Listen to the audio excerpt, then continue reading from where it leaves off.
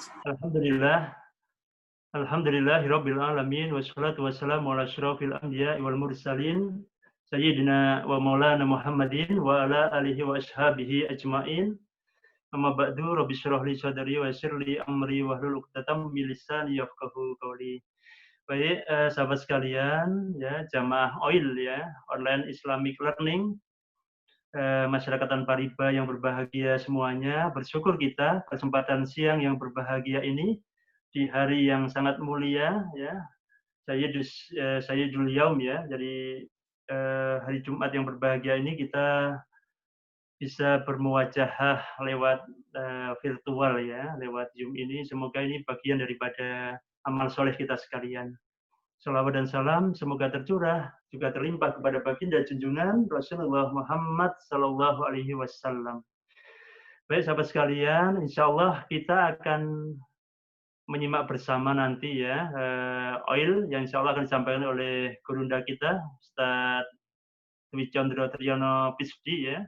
Namun sebelum itu sahabat sekalian, mari kita tata hati kita ya, kita khusyukkan ya diri-diri kita dengarkan terlebih dahulu ya kalam ilahi yang insya Allah akan dibacakan oleh Ustadz Saiful Mukmin ya. Pada beliau Ustadz Saiful Mukmin, waktu dipersilahkan, tafadhal masykur. Bismillahirrahmanirrahim. Assalamualaikum warahmatullahi wabarakatuh. Waalaikumsalam warahmatullahi wabarakatuh. Alhamdulillah wa syukurillah ala ni'amihi. Siang hari ini kita dipertemukan lagi oleh Allah Subhanahu wa Ta'ala dalam rangka kegiatan rutin kita di hari Jumat yang diselenggarakan oleh masyarakat tanpa riba wilayah Yogyakarta. Dan seperti biasa, saya diamani oleh Ustadz Widadi untuk membacakan beberapa ayat Al-Quran. Untuk pada siang hari ini saya akan mencoba membaca surat Al-An'am juz 7. Surat Al-An'am juz 7 ayat ke-56 sampai insya Allah nanti sampai pada ayat 60. Mungkin kalau yang di rumah sudah ada Al-Quran bisa disimak sambil juga kita renungi maknanya.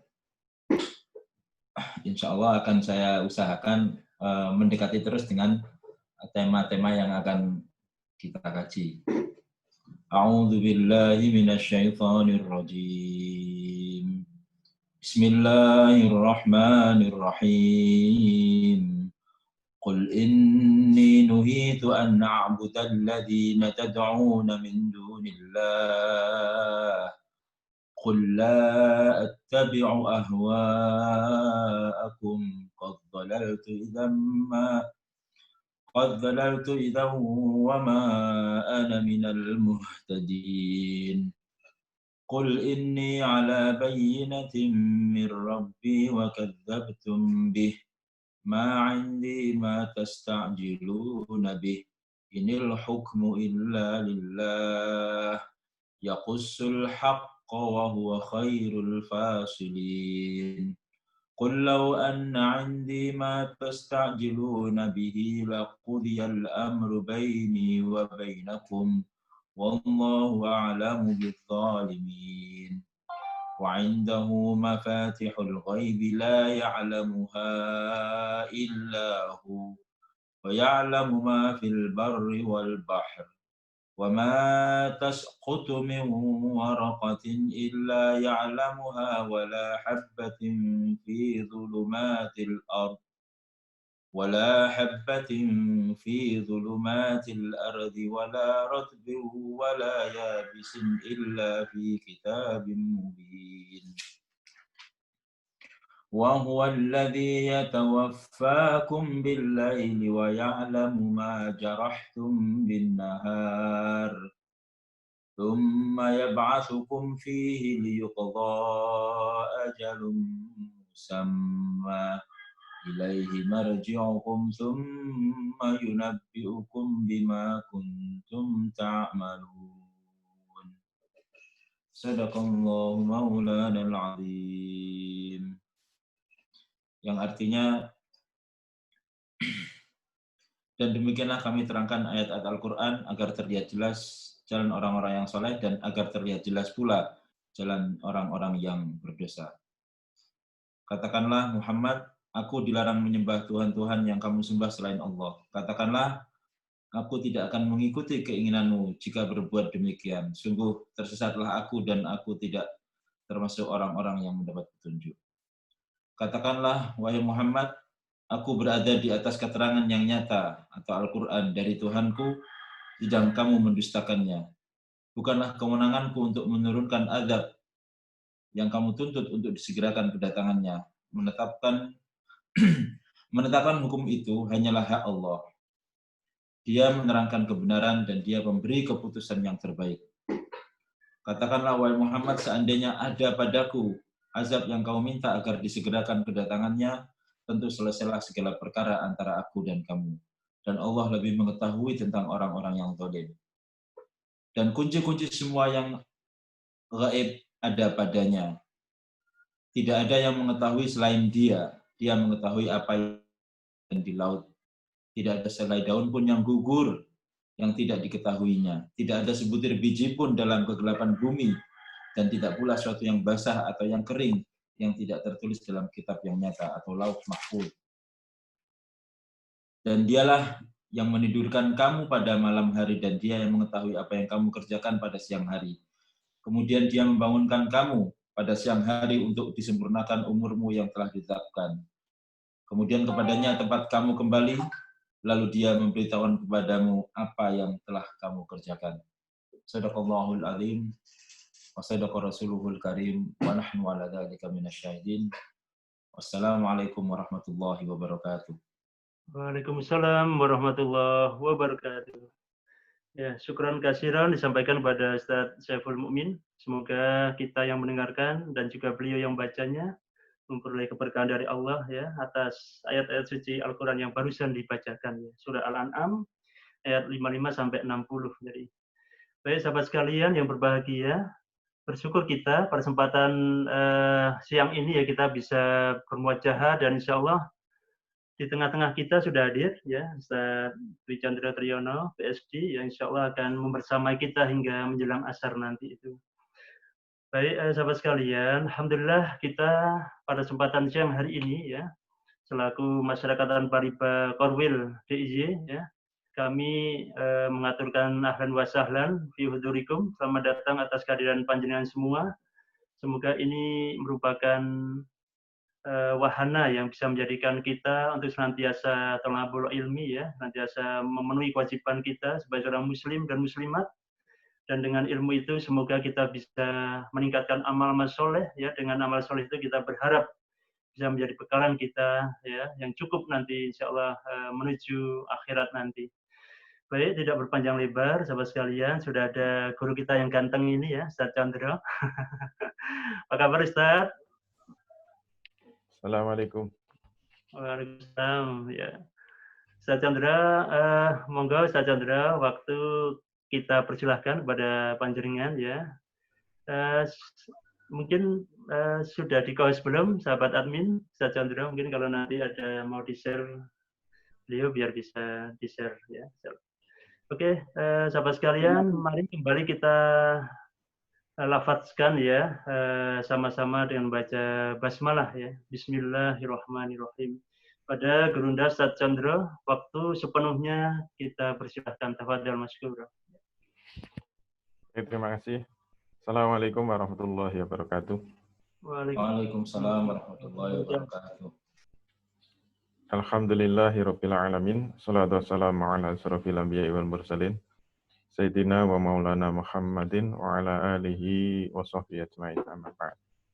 Bapak Ibu sekalian yang dirahmati Allah, alhamdulillah kita bisa dipertemukan kembali oleh Allah Subhanahu wa taala dalam rangka kajian Islam di hari yang penuh barokah ini. Hari ini kita akan membahas tentang makna kemerdekaan ya, karena bulan Agustus biasanya identik dengan memperingati kemerdekaan, maka kita akan membahas tentang kemerdekaan hakiki. Baik, untuk lebih jelasnya, Saya akan share screen.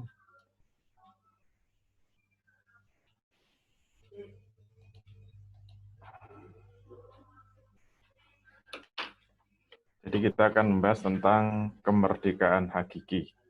Nah, sebagai pengantar, dalam perjalanan hidup manusia,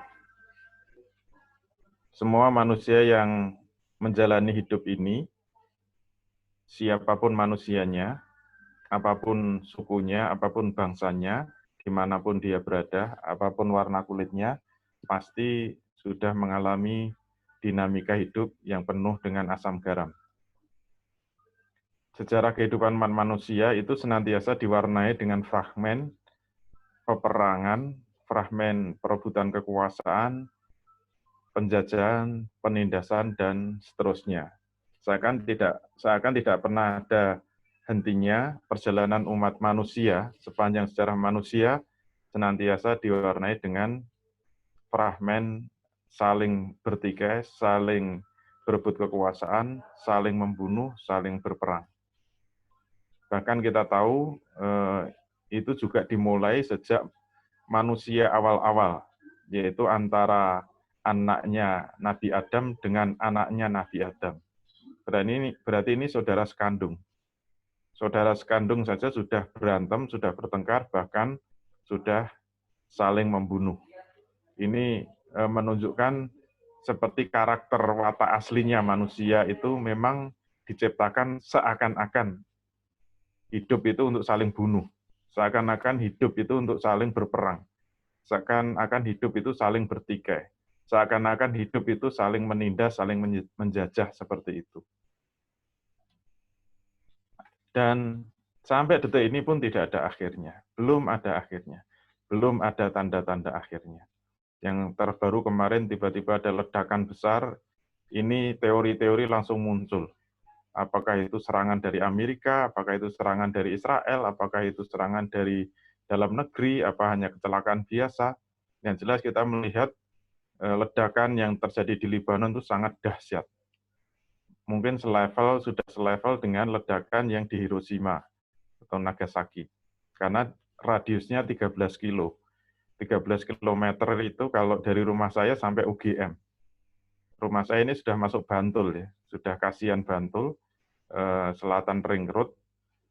Kalau ditarik 13 kilo itu sampai UGM, itu berarti seluruh DIY, seluruh Yogyakarta. Seluruh Yogyakarta itu meledak gitu, hancur luluh gitu. Itu menunjukkan ledakannya itu nggak main-main, itu selevel dengan bom nuklir, paling nggak bom nuklir mini lah itu. Ya mungkin 1 ballpoint aja udah segitu dahsyatnya. Apalagi kalau rudalnya itu selevel kepala nuklir. Itu bisa mungkin 1 Jawa Tengah bisa luluh lantak itu. Itulah wataknya manusia itu seperti itu. Dia membuat teknologi maju itu untuk apa? Menghancurkan manusia itu sendiri. Itu kan perbuatan manusia sendiri membuat senjata untuk menghancurkan manusia sendiri. Sehingga di sisi lain itu juga mewarnai dinamika yang lain. Adanya apa? Usaha-usaha perjuangan-perjuangan untuk mewujudkan perdamaian. Usaha-usaha atau perjuangan untuk mewujudkan kemerdekaan. Usaha-usaha untuk menciptakan keharmonisan hidup, ketenangan hidup, ketenteraman hidup. Itu juga mewarnai fragmen manusia di sisi lain. Jadi selalu seperti itu, seperti sekeping mata uang. Satu sisi itu, ya warna manusia itu adalah warna pertikaian, warna peperangan. Di sisi lain, sisi manusia itu manusia yang memang hidup perjuangannya itu ingin damai, ingin tenang, ingin harmonis. Itulah fakta kehidupan sekarang ini. Dan kenapa seperti itu? Ternyata kalau kita kembalikan kepada ayat-ayat Al-Quran, kita bisa melihat ketika manusia pertama diciptakan, kemudian dihukum oleh Allah, yaitu Nabi Adam dan istrinya, yaitu Hawa. Ternyata dia juga mendapat hukuman diturunkan ke bumi, kemudian diingatkan oleh Allah. Anak turunnya itu nanti akan seperti apa? Ternyata memang seakan-akan sudah dinas oleh Allah. Anak turunnya Adam itu akan saling berantem gitu loh. Kita lihat ayatnya. Tapi ini saya penggal ya ayatnya, yaitu Toha ayat 123. Qolah bito minha jami'an ba'dukum li ba'din adun. Jadi qolah bito, Allah Subhanahu wa taala berfirman, bito, turunlah kamu berdua. Minha, dari ha itu kembalinya kepada surga. Jami'an, secara bersama-sama. Itu kan pengusiran Allah dari surga. Suruh turun ke dunia. Qolah bito minha jami'ah. Turunlah kamu berdua dari surga secara bersama-sama. Terus kemudian apa? Nah ini yang mengkhawatirkan ketika Allah mengatakan ba'dukum li ba'din aduwun. Sebagian kamu akan menjadi musuh sebagian dari yang lain. Itu seakan-akan memang sudah wataknya manusia, sudah karakternya manusia. Ketika dia di nenek moyangnya, yaitu Nabi Adam dan Hawa diturunkan ke dunia, kemudian anak turunnya manusia, itu menjadi manusia apa? Yang sehari-harinya dalam kehidupannya diwarnai dengan apa? Saling bermusuhan satu sama yang lain. Terus seperti itu. Terus kelanjutannya bagaimana? Ini memang saya potong ya. Saya ingin memenggal fragmen ini untuk menunjukkan bahwa tabiat manusia untuk saling berperang, saling menindas, saling menjajah itu seakan-akan sudah dari sononya. Sudah sejak dari Allah menciptakan dengan tabiat karakter seperti itu. Oleh karena itu, karena memang watak aslinya itu manusia suka menjajah, ternyata sama-sama menjajah itu sampai ada tingkatan-tingkatannya. Nah ini hasil kerjanya orang intuiting, hasil perenungan. Dari hasil perenungan saya, ternyata sama-sama menjajah. Manusia itu level penjajahannya itu berbeda-beda. Ada level penjajahan yang paling tinggi, kemudian nomor 2, nomor 3, nomor 4, dan seterusnya. Nah kira-kira sampai level berapa kita lihat. Kita lihat level 1. Level 1 ini adalah level yang paling tinggi. Ini level yang paling berat, saya sebut dengan apa? Penjajahan di bidang politik. Ini menurut saya ini penjajahan yang paling kejam, penjajahan yang levelnya paling tinggi, yaitu penjajahan di bidang politik. Cirinya apa? Jadi ini adalah tingkatan penjajahan yang paling berat sekaligus paling kejam, paling tinggi. Penjajahan ini dilakukan dengan jalan apa? Satu negara mengokupasi negara yang lain. Atau satu negara mencaplok negara lain. Ini adalah level yang paling kejam. Nah, ciri-cirinya apa? Negara yang terjajah, kekuasaannya diambil alih, kemudian diganti oleh penguasa yang berasal dari penjajah. Nah, ini berarti seperti yang pernah dialami Indonesia, ketika Belanda masuk ke Indonesia, kemudian mengambil alih kekuasaannya, sehingga Indonesia dipimpin oleh seorang gubernur jenderal. Nah, gubernur jenderal itu levelnya seperti provinsi. Berarti Indonesia dijadikan provinsinya Belanda. Padahal kalau kita pernah datang ke Belanda itu, negaranya cuma kecil. Saya perkirakan ya paling sebesar DIY lah. Paling hanya segitu, kayak DIY gitu. Saya keliling-keliling Belanda sampai takut nanti jangan-jangan nyebur ke laut saking kecilnya. Saya dulu ke sana itu perjalanan dari Jerman. Saya naik kereta itu dari mana ya? Frankfurt kalau nggak salah. Atau Hanover ya, saya lupa. Dari Hanover kemudian naik kereta itu hanya 2 jam, itu tahu-tahu udah sampai Belanda. Sudah ganti negara. Jadi kalau kita naik kereta sampai 10 jam itu masih Jawa, masih Indonesia. Sana itu baru 2 jam sudah ganti negara. Berarti kan kecil banget itu Belanda itu. Tapi bisa mencaplok Indonesia yang begitu besarnya.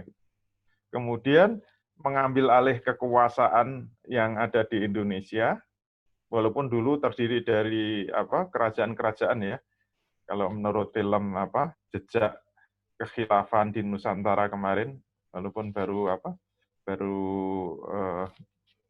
launchingnya ya, baru talk show-nya, itu Indonesia dulunya ada 200 kerajaan dulu. 200 kerajaan itu bisa diambil semuanya oleh Belanda. Jadi kalau mau dihitung, Belanda itu menjajah di Indonesia itu 200 kerajaan, 200 kesultanan. Itu diambil alih oleh Belanda, kemudian pemimpinnya diganti dari Belanda. Gitu. Dan selanjutnya, aturan-aturan negara yang terjajah ini diganti dengan aturan-aturan yang berasal dari negara penjajah. Itu adalah level penjajahan yang paling tinggi. Kemudian ada penjajahan yang level 2, itu lebih rendah, lebih ringan dikit.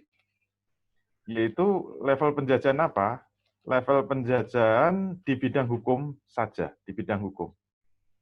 Tapi tidak di bidang politik. Jadi maksudnya apa? Ini adalah level penjajahan nomor 2. Cirinya apa?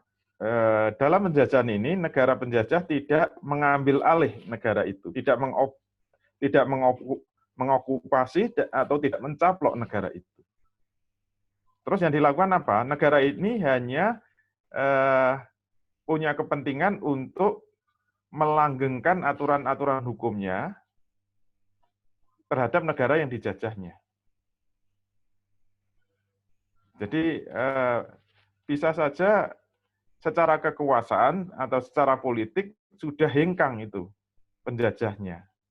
Tapi hukum-hukum yang ditancapkan itu masih diberlakukan, masih diterapkan di negara itu.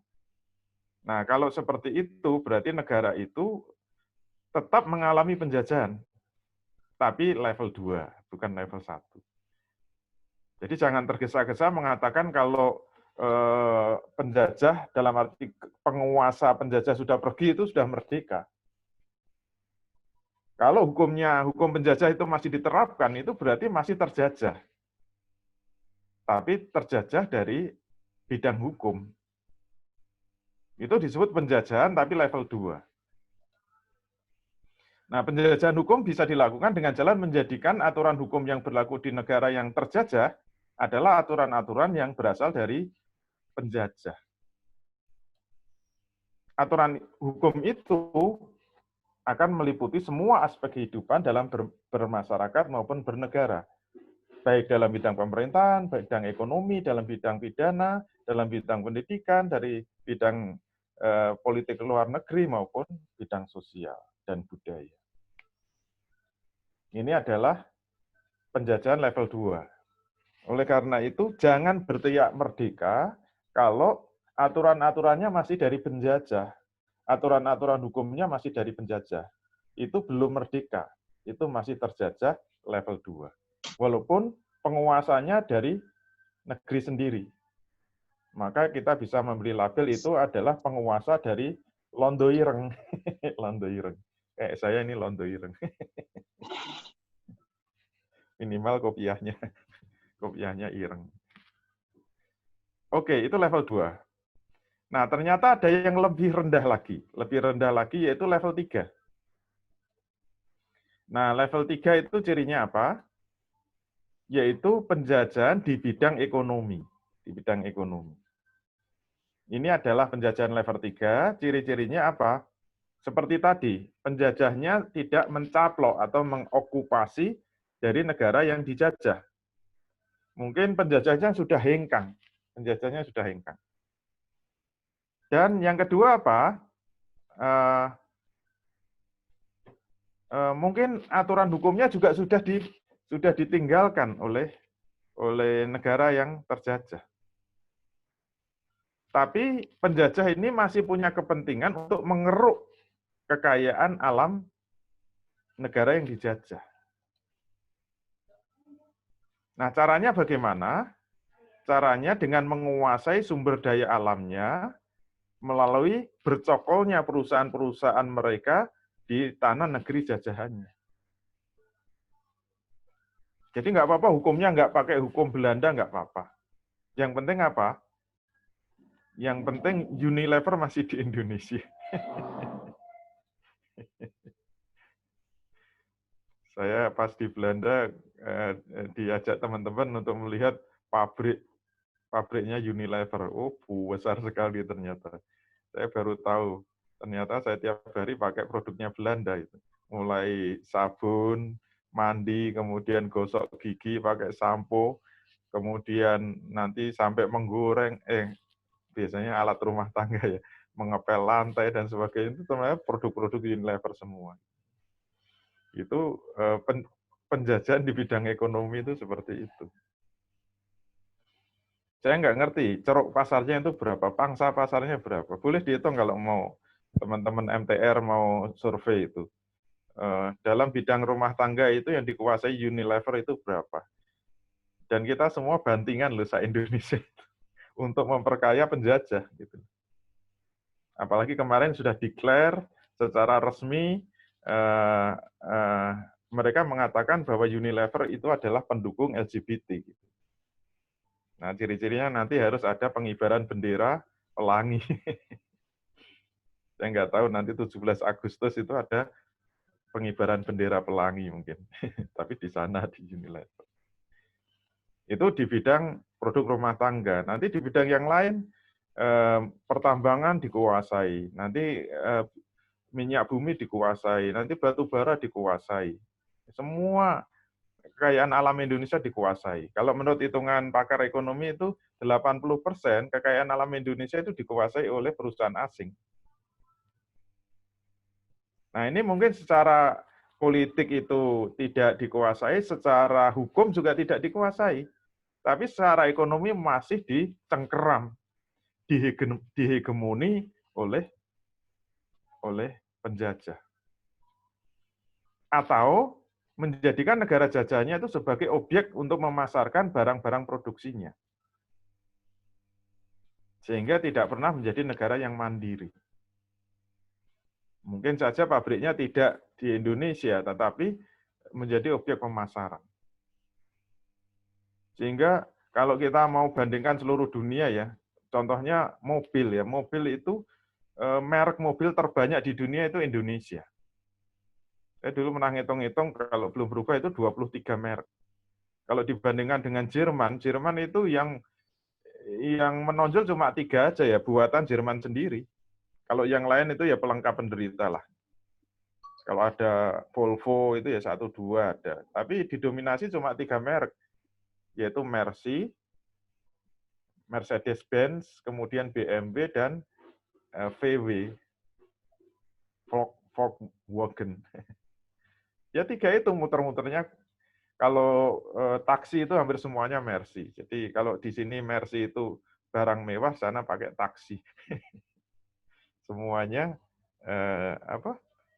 ya paling banter cuma 3. Kalau di sini kan merek mobil itu banyak sekali. Tapi tidak ada yang buatan Indonesia. Jepangnya udah pergi, penjajah Jepang udah pergi. Tapi semua pabrik-pabrik otomotif, pabrik-pabrik elektronik dari Jepang semua. Berarti ini apa? Ini penjajahan ekonomi.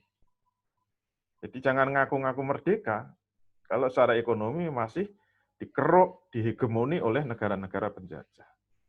Ini adalah level 3. Agak lebih ringan dibanding dengan level 2 dan 1 tadi. Tapi masih ada yang lebih ringan lagi, yaitu level 4. Yaitu mungkin secara politik tidak, secara hukum tidak, secara ekonomi juga tidak. Mungkin seperti itu. Tetapi masih dijajah juga. Namanya apa? Kita lihat. Penjajahan di bidang budaya atau sosial budaya.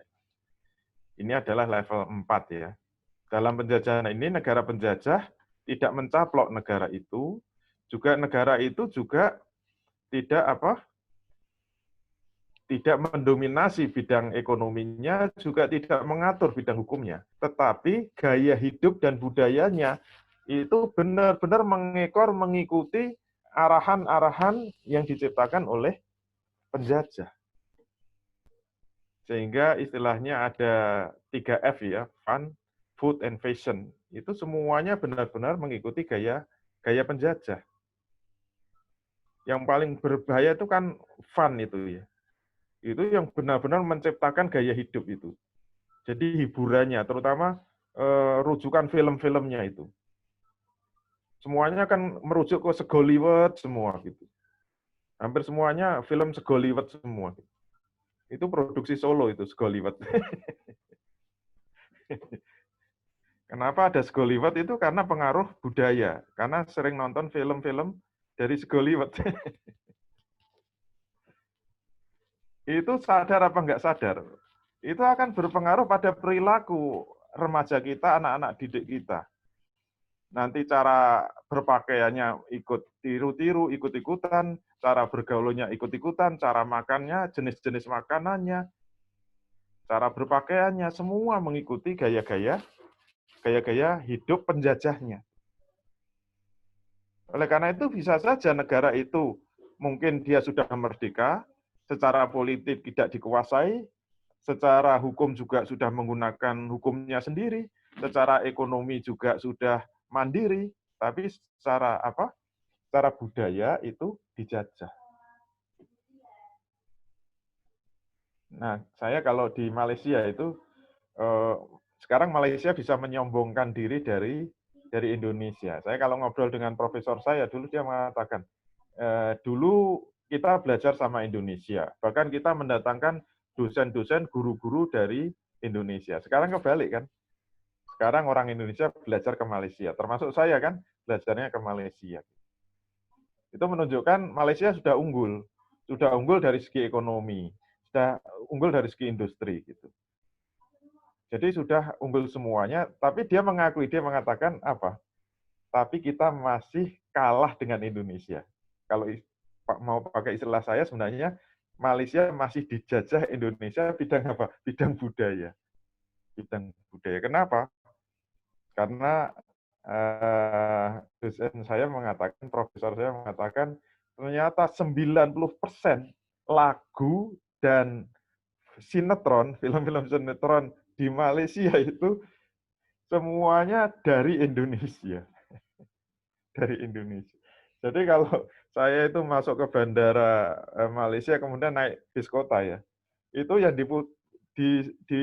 radio yang diputar di bis itu, yang didengarkan semua penumpang, supirnya juga sampai hafal semua lagunya, itu semua 90% boleh dikatakan lagu Indonesia. 90%. Yang asli Malaysia itu cuma 10%. Itu yang terkenal cuma Siti Nurhaliza aja itu lagunya. Yang lain jelek semua. Dan yang lebih hebat lagi itu apa? Sinetronnya. Sinetron Indonesia jadi idola betul. Zaman saya kuliah itu kalau sudah jam 1 siang pas jam istirahat, jam makan siang, kita kan memang selisih 1 jam dengan Malaysia. Jadi jam istirahatnya jam 1. Itu hampir semua aktivitas di Malaysia mandek gara-gara nonton sinetron. Nonton sinetron. Judulnya apa dulu? Bawang merah, bawang putih. Itu berapa episode coba itu? Enggak habis-habis itu. Sampai 250 episode itu udah selesai diputar lagi. Itu mahasiswa itu pada nangis nonton itu.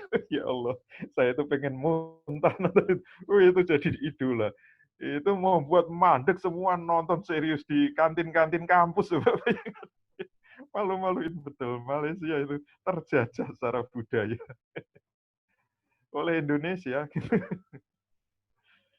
Sehingga sampai pusing, membuat Malaysia pusing juga. Itu aja kenapa Malaysia itu masih ada yang diputer, lagu-lagunya itu 10% itu karena aturan yang dibuat oleh Malaysia. Jadi radio, TV itu nggak boleh memutar lagu 100% Indonesia, nggak boleh. Harus Indonesia maksimal 90, tapi mentok betul 90. Kalau nggak diatur udah 100% Indonesia. Sampai mereka itu ngomongnya bisa kayak orang Jakarta itu. Lu gue itu ngerti. Padahal dicari di kampus nggak ada.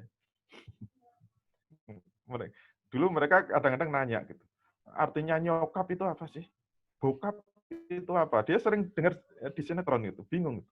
Saya cari di kamus nggak ada itu nyokap sama bokap. Itu bahasa sinetron. Sampean kalau ikut-ikutan ikut rusak, ikut bejat kayak orang Indonesia. Termasuk menjadikan negara jajahnya sebagai objek untuk memasarkan barang-barang produksinya. Sehingga tidak pernah mandiri secara ekonomi. Dalam bidang hiburan tentu saja. Jadi kita digelontori produk-produk Hollywood itu. Film-film Hollywood itu mendominasi. Makanya TV Indonesia itu kiblatnya kalau ke barat ya Hollywood, kalau ke timur ya Bollywood gitu. Kalau nggak goyang Hollywood ya goyang India gitu. Itu penjajahan di bidang budaya dan itu level yang paling rendah. Kesimpulannya apa? Kalau 4 unsur ini masih ada, belum bisa diusir, belum bisa dihilangkan, berarti statusnya sebenarnya negara itu belum merdeka. Belum merdeka. Oleh karena itu, upaya kemerdekaan juga bertingkat-tingkat. Ini menurut orang intuiting. Upaya kemerdekaan itu ternyata bertingkat-tingkat. Ada tingkatan yang paling rendah sampai tingkatan yang paling tinggi. Nah, karena ada tingkatan penjajahan, maka kemerdekaan juga ada tingkatannya. Kemerdekaan juga ada tingkatannya. Oh, ini tulisannya kemerdekaan. Yang pertama, ini tingkatan, kita balik sekarang. Tingkatan yang paling rendah itu kemerdekaan dalam bidang politik. Dalam kemerdekaan ini, negara terjajah sudah dapat mengusir negara yang menjajah, yang mencaplok, yang mengokupasi. Negara yang telah merdeka di level ini berarti sudah dapat mengambil alih kekuasaan dari penjajah. Selanjutnya penguasanya diganti dengan penguasa dari negara sendiri. Nah, inilah yang disebut kemerdekaan yang paling rendah. Sekali lagi, jangan tergesa-gesa mengatakan kalau penjajah sudah terusir dari Indonesia, penjajah sudah kita tendang dari Indonesia, itu kemudian kita mendeklar kita sudah merdeka. Malu kita teriak merdeka. Kenapa? Masih ada level selanjutnya, yaitu apa?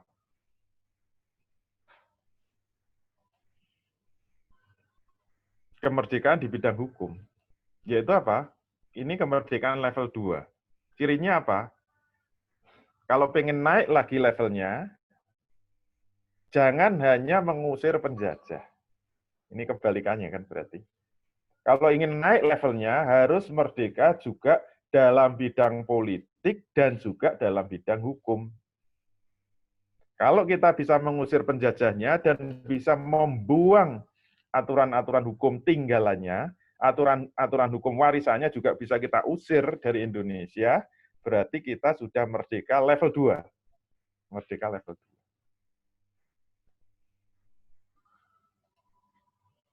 Nah, negara yang merdeka di bidang hukum ini dapat mengganti hukum warisan penjajah, kemudian diganti dengan aturan hukum yang dibuat oleh negaranya sendiri. Dibuat sendiri. Itu namanya merdeka di bidang apa? Di bidang hukum.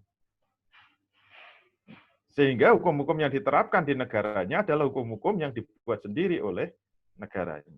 Ini yang disebut merdeka level 2. Kalau ingin naik lagi levelnya yaitu level 3, maka masih ada yang harus diusir lagi dari bumi Indonesia, yaitu apa? Merdeka dalam bidang ekonomi. Ini adalah level 3. Lebih tinggi lagi level 3, yaitu apa?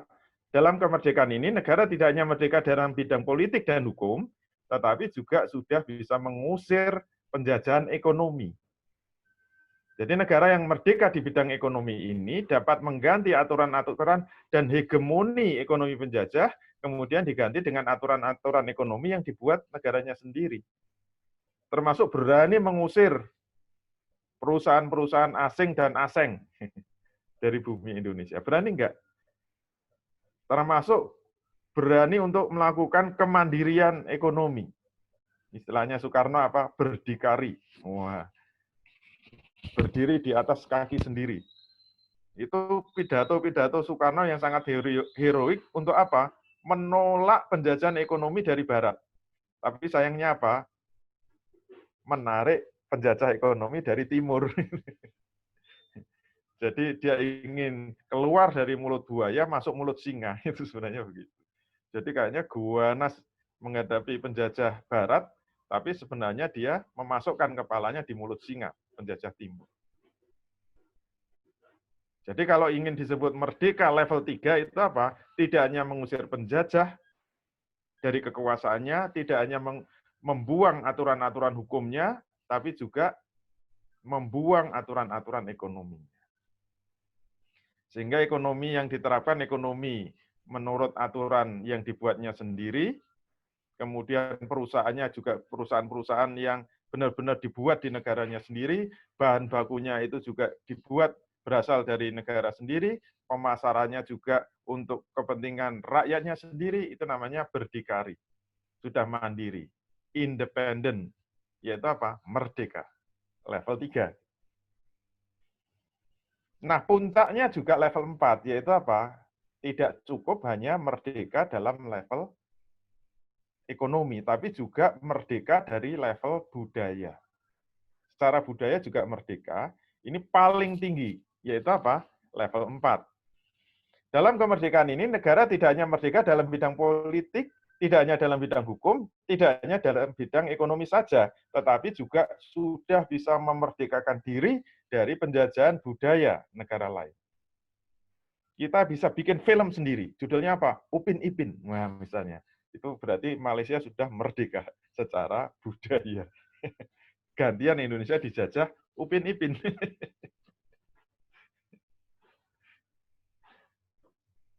Harusnya kalau ingin merdeka level 4 itu apa? Berarti sudah bisa menciptakan style gaya hidup sendiri, mungkin apa? Budaya sendiri, hiburan sendiri, makanan-makanan khas sendiri, gaya berpakaian sendiri gitu. Itu yang disebut merdeka secara budaya. Jadi negara yang merdeka dalam bidang budaya ini dilakukan dengan mengganti aturan-aturan atau budaya-budaya yang berasal dari penjajah, kemudian diganti dengan aturan-aturan budaya lokal, budaya negaranya sendiri. Nah, aturan budaya yang diterapkan di negaranya adalah aturan-aturan budaya yang muncul diambil dari nilai-nilai kekayaan budaya negaranya sendiri. Kira-kira begitu. Nah, ini adalah puncak kemerdekaan. Selesai? Kalau sudah selesai, cukup sekian. Nah, bagaimana dengan negara kita? Kira-kira level berapa kemerdekaan Indonesia?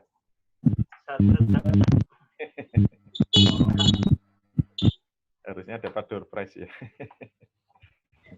Masih level 0, Tat. Masih level 0. Itu lebih sangar lagi. Jangan gitulah. Tidak menghargai. Ya, level setengah deh, level setengah. Tidak menghargai perjuangan nenek moyang kita. Ya, yang benar Ustadz Widadilah. Kita harus menghargai pejuang-pejuang kita yang sudah mengorbankan nyawanya. Kesimpulannya Indonesia itu level 1. Level 1. Jadi kemerdekaan negara kita baru tingkatan ke-1, itu adalah kemerdekaan yang paling rendah. Berarti maknanya apa? Secara hukum itu masih menggunakan hukum warisan Belanda, secara ekonomi masih didominasi oleh perusahaan Belanda, dan juga yang dulu pernah menjajah yaitu Jepang, juga yang membonceng itu juga Amerika. Ditambah sekarang Cina. Sudah, apalagi di bidang budaya gitu loh. Juga benar-benar kiblatnya adalah kiblat kepada Barat. Gaya hidupnya, gaya makannya, gaya hiburannya, semuanya masih membebek kepada Barat. Berarti baru level 1. Oleh karena itu, jangan teriak merdeka dulu. Kalau ingin disebut merdeka, syaratnya apa? Syaratnya, jika ingin disebut negara merdeka dengan tingkatan yang tertinggi, maka harus terus-menerus diperjuangkan agar dapat mencapai kemerdekaan yang paling tinggi, yaitu mulai menghilangkan penjajahan di bidang hukum, kemudian menghilangkan penjajahan di bidang ekonomi, termasuk menghilangkan penjajahan di bidang budaya. Inilah kemerdekaan level 4, kemerdekaan yang paling tinggi. Jadi kalau Indonesia bisa meraih level ini, berarti kita sudah bisa mandiri secara ekonomi, membuat hukum sendiri, kemudian kita punya gaya hidup sendiri. Kita harus bangga dengan apa? Dengan konde yang ada di kepalaku. Kita harus bangga dengan apa?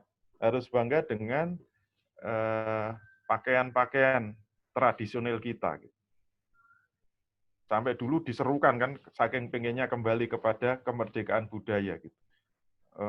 Pegawai negeri dipersilahkan kalau hari Kamis, saya masih ingat ya. Kalau hari Kamis itu disuruh pakai pakaian adat. Jadi ya kalau Jawa pakai kebaya gitu loh. Kalau laki-laki pakai blangkon, pakai apa surjan. Itu hari Kamis itu. Saya masih ingat. Nggak tahu kok sekarang hilang. Tapi yang menarik itu adalah di Papua gitu. Yang laki-laki dipersilahkan pakai koteka. itu menarik. Masuk kantor pakai koteka. Bubar itu kantor. Oleh karena itu pertanyaannya, kalau negara sudah bisa memerdekakan diri dari penjajah, baik dari bidang politik, bidang hukum, bidang ekonomi, maupun bidang budaya, apakah disebut kemerdekaan yang hakiki? Apakah level 4 itu kemerdekaan yang paling tinggi? Jawabannya ternyata salah. Itu masih salah. Itu belum puncak kemerdekaan ternyata. Jadi yang disebut puncak kemerdekaan atau kemerdekaan yang hakiki, itu adalah kalau manusia sudah mencapai kemerdekaan level 5. Sorry ya, masih ada yang lebih tinggi, yaitu level 5. Level 4 saja masih belum. Jadi yang paling tinggi itu level 5, yaitu ketika manusia bisa memerdekakan diri dari penghambaan kepada sesama manusia. Walaupun sudah diatur oleh negaranya sendiri, kalau itu aturan buatan dari manusia, negaranya sendiri, berarti belum merdeka. Itu masih penghambaan manusia kepada manusia lagi. Oleh karena itu, kemerdekaan yang paling tinggi, kemerdekaan level 5, ketika manusia bisa memerdekakan diri, membebaskan diri dari penghambaan kepada manusia menuju kepada penghambaan kepada Allah Subhanahu wa taala. Penghambaan diri kepada Allah Subhanahu wa taala satu-satunya zat yang wajib disembah, satu-satunya zat yang wajib ditaati, satu-satunya zat yang wajib diikuti. Itulah yang disebut kemerdekaan yang hakiki. Oleh karena itu selama manusia itu masih hidup diatur dengan aturan-aturan buatan manusia, itu tetap belum merdeka. Belum merdeka. Oleh karena itu, dari mana kita tahu? Nah, makanya ayatnya tadi masih saya potong. Sekarang kita lihat selengkapnya, yaitu ayat surat Toha ayat 123. Nah, sekarang muncul lengkap. Qalah bito minha jami'a ba'dukum li ba'din aduwun. Nah, ini yang tadi belum ada kan? Kelanjutannya. Fa imma ya'tiyannakum minni huda famanit taba'a hudaya fala yadillu wala yasqa. Allah berfirman, turunlah kamu berdua dari surga secara bersama-sama. Sebagian kamu akan menjadi musuh sebagian yang lain. Terus, solusinya bagaimana? Ternyata Allah memberikan kata kunci yang disebut kamu itu tidak saling menjajah, tidak saling menindas, tidak saling bermusuhan, itu apa? Allah menyatakan, fa imma ya'tiyannakum minni, kalau datang petunjuk dariku kepadamu, kalau sudah datang petunjuk dari aku untukmu, maka inilah satu-satunya jaminan yang membuat manusia itu tidak saling menindas, tidak saling menjajah, tidak saling menzolimi, tidak saling menikam, yaitu apa? Tadi kurang hudan ya. Fa imma ya'tiyannakum minni huda, Famanit taba hudaya, barang siapa yang mau mengikuti petunjukku, fala yadillu wala yasqa. Maka dia tidak akan sesat dan dia tidak akan celaka. Yang membuat manusia celaka itu apa? Yang membuat manusia hancur binasa itu apa? Yasqa. Itu karena apa? Tidak mau mengikuti petunjuk yang diturunkan oleh Allah. Itu sudah diumumkan oleh Allah, ketika manusia diturunkan itu pasti nanti akan berantem terus. Setelah manusia diturunkan ke bumi, nanti anak turun manusia itu pasti akan bercekcok terus, saling gontok-gontokan, saling menikam. Maka solusinya apa? Menghilangkan semua malapetaka itu dengan apa? Hanya satu, yaitu apa? Nanti kalau manusia diturunkan ke bumi, Allah juga akan menurunkan petunjuknya.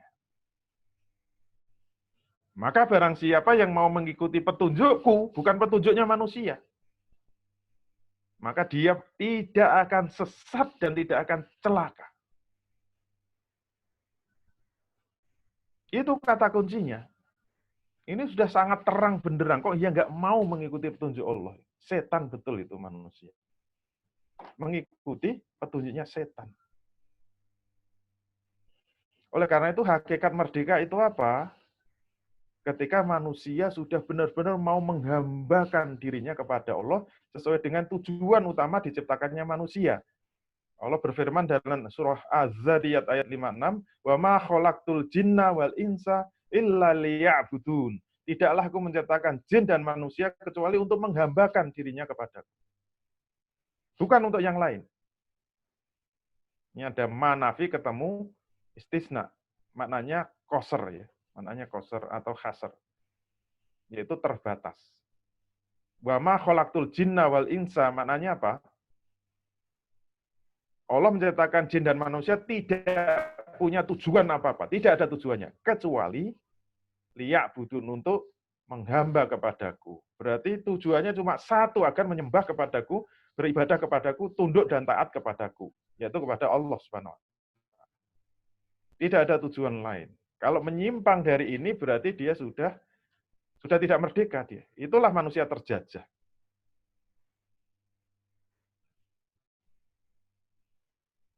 Mana yang membuktikan bahwa ibadah itu tidak sekedar ibadah mahdoh saja, tetapi penghambaan yang meliputi seluruh aspek kehidupan itu bisa dilihat dalam Al-Baqarah 30.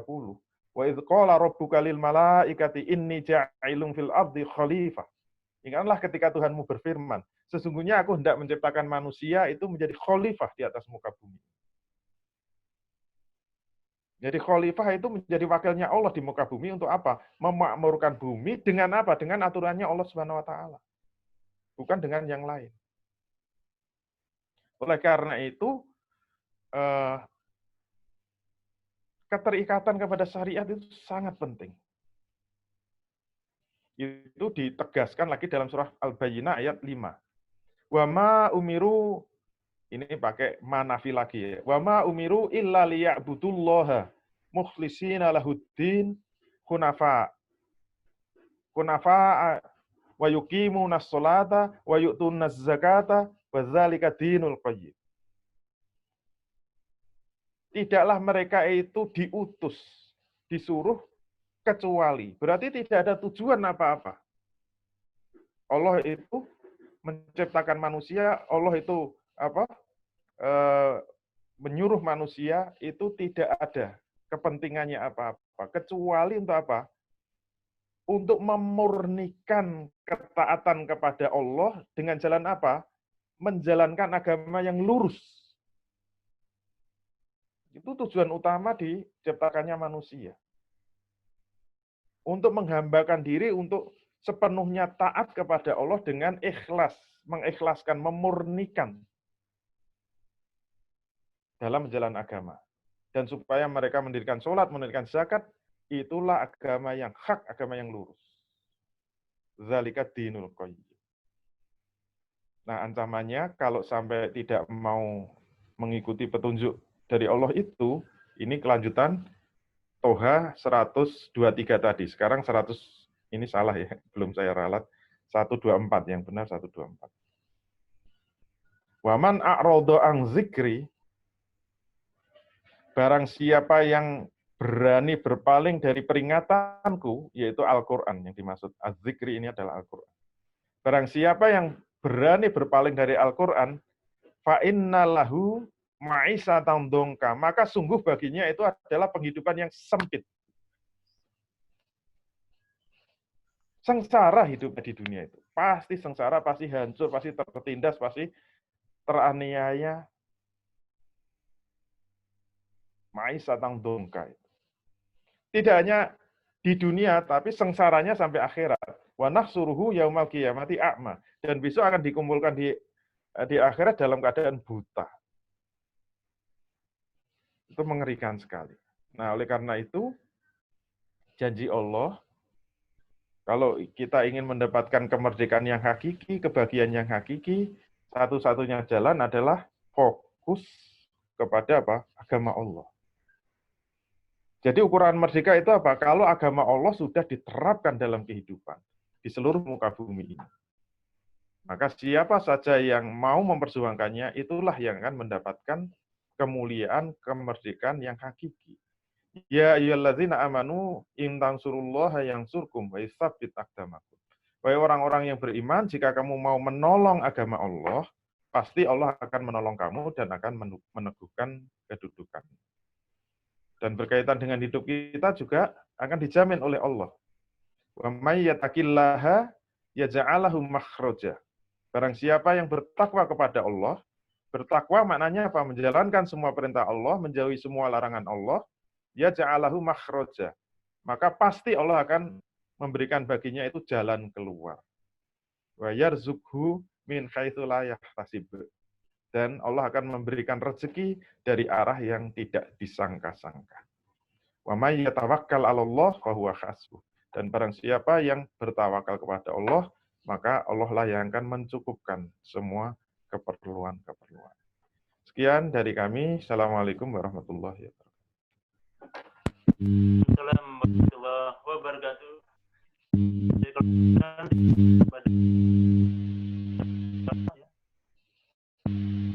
Telah menyampaikan hakikat kebenaran ya, atau kemerdekaan hakiki. Ya. Sahabat sekalian berbahagia, rahimakumullah. Yang bisa kita petik tadi ya, yang disampaikan oleh Ustaz dulu ya.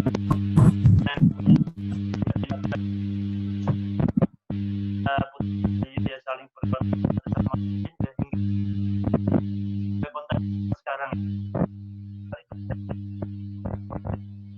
dialami oleh umat manusia yang ya karena ketiadaan ya aturan-aturan Allah, artinya manusia saling menindas satu sama lain ya. Nah tadi Ustaz Chandra tadi sampaikan ya, dan yang ini mengajak kita semua untuk senantiasa berkembang ya, bagaimana kita bisa menghapuskan penjajahan ini ya, kita mewujudkan kemerdekaan yang hakiki ini dengan menolong agama Allah ya. Ya ayyuhalladzina amanu in tansurullaha yansurkum.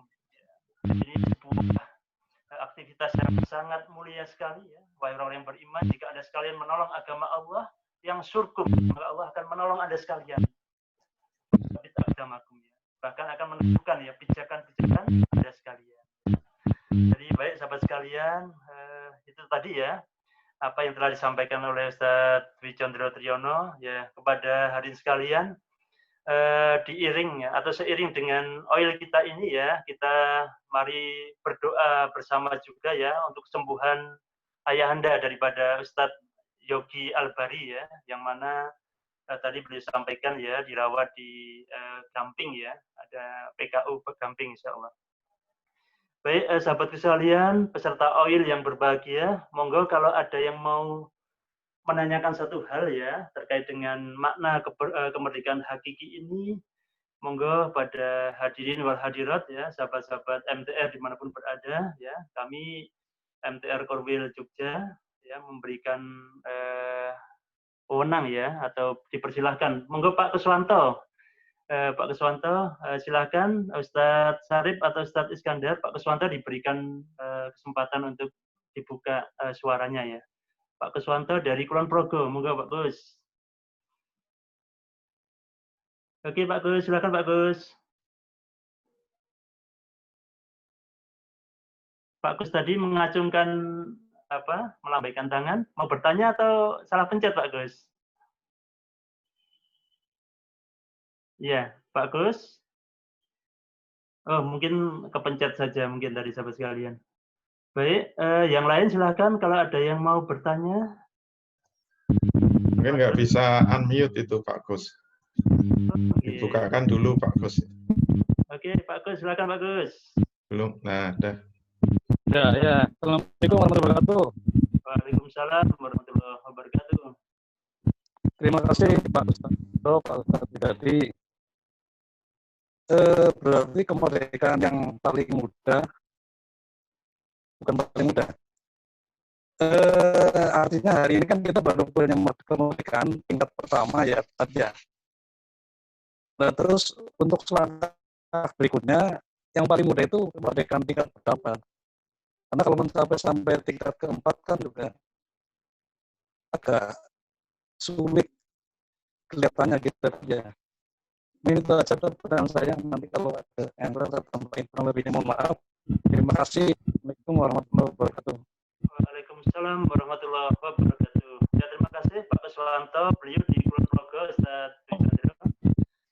Mungkin dijawab langsung dulu Ustadz Tafadhol terkait dengan beratnya tadi ya, beliau merasa berat ya untuk naik ke level berikutnya tadi.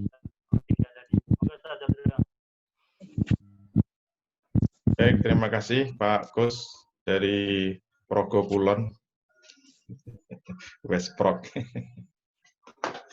Dari luar negeri juga ya.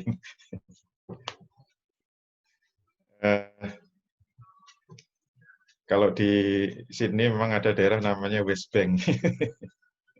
Ini West Prog. Tadi disampaikan Indonesia merdeka baru level 1. Terus gimana kita harus menaikkan level kemerdekaan? Kalau harus meniti dari level 1, kemudian level 2, level 3, level 4, wah itu berat banget itu. Dari 1 ke 2 aja beratnya minta ampun, itu harus berantem di DPR dulu gitu. Itu hanya untuk menyelesaikan naik level 2 gitu. Nanti level 3, nah kita belum berantem aja tahu-tahu muncul undang-undang Cipta Kerja. Undang-undang Cipta Kerja itu kan intinya itu kan ada 80 undang-undang dijadiin jadi satu, itu intinya apa? Memberikan jalan tol yang selebar-lebarnya, seluas-luasnya kepada investor asing untuk masuk ke Indonesia. Semua aturan-aturan yang ada pada 80 undang-undang itu ingin dihabisi. Supaya Londo kalau masuk ke Indonesia, atau Cina kalau mau masuk ke Indonesia itu diberi jalan yang selebar-lebarnya, seluas-luasnya. Ini boro-boro kita ingin merdeka level 3. Tahu-tahu sudah malah dibuatkan karpet merahnya, sudah digelar karpet merahnya. Nah itu kan berat sekali itu. Berat sekali untuk meniti dari level 1, 2, 3, 4 gitu. Nah, caranya bagaimana? Caranya nggak usah mengikuti anak tangga gitu loh. Nggak usah meniti dari 1, 2, 3, 4. Langsung aja loncat dari 1. Kalau sekarang ini level 1, langsung aja loncat ke level 5. Ini usul saya begitu. Jadi langsung aja level 5. Yaitu apa? Langsung kita menghambakan diri kepada Allah Subhanahu wa Ta'ala. Jadi seruan kita itu simpel, nggak usah mari kita memerdekakan dari bidang politik, dari bidang ekonomi, dari bidang uang, kesel banget itu. Langsung saja kita memerdekakan diri dari penghambaan kepada sesama manusia. Makanya ketika Jenderal Rustum dari Romawi itu bertemu dengan Panglima Islam yang melakukan futuhat sampai Romawi, ketemu di medan tempur, tanya, sampean kok ngeluruk sampai ke sini itu sebenarnya tujuannya apa sih? Anda pasukan Islam sampai ke sini mau apa? Apa Anda pengen kekuasaan dari negeri kami? Apakah Anda pengen harta dari negeri kami? Apakah Anda ingin wanita-wanita yang cantik dari Romawi? Apakah itu yang Anda inginkan? Ternyata jenderal dari Islam jawabannya mantap, yaitu apa? Tujuan kami ke sini apa? Tahrirun nas min ibadinas ila robbinas. Ila ibadi robbinas. Itu ucapan yang sangat monumental itu. Diucapkan pada Jenderal Rostum itu. Tahrirun nas min ibadinas ila ibadi robbinas. Itu yang lengkap.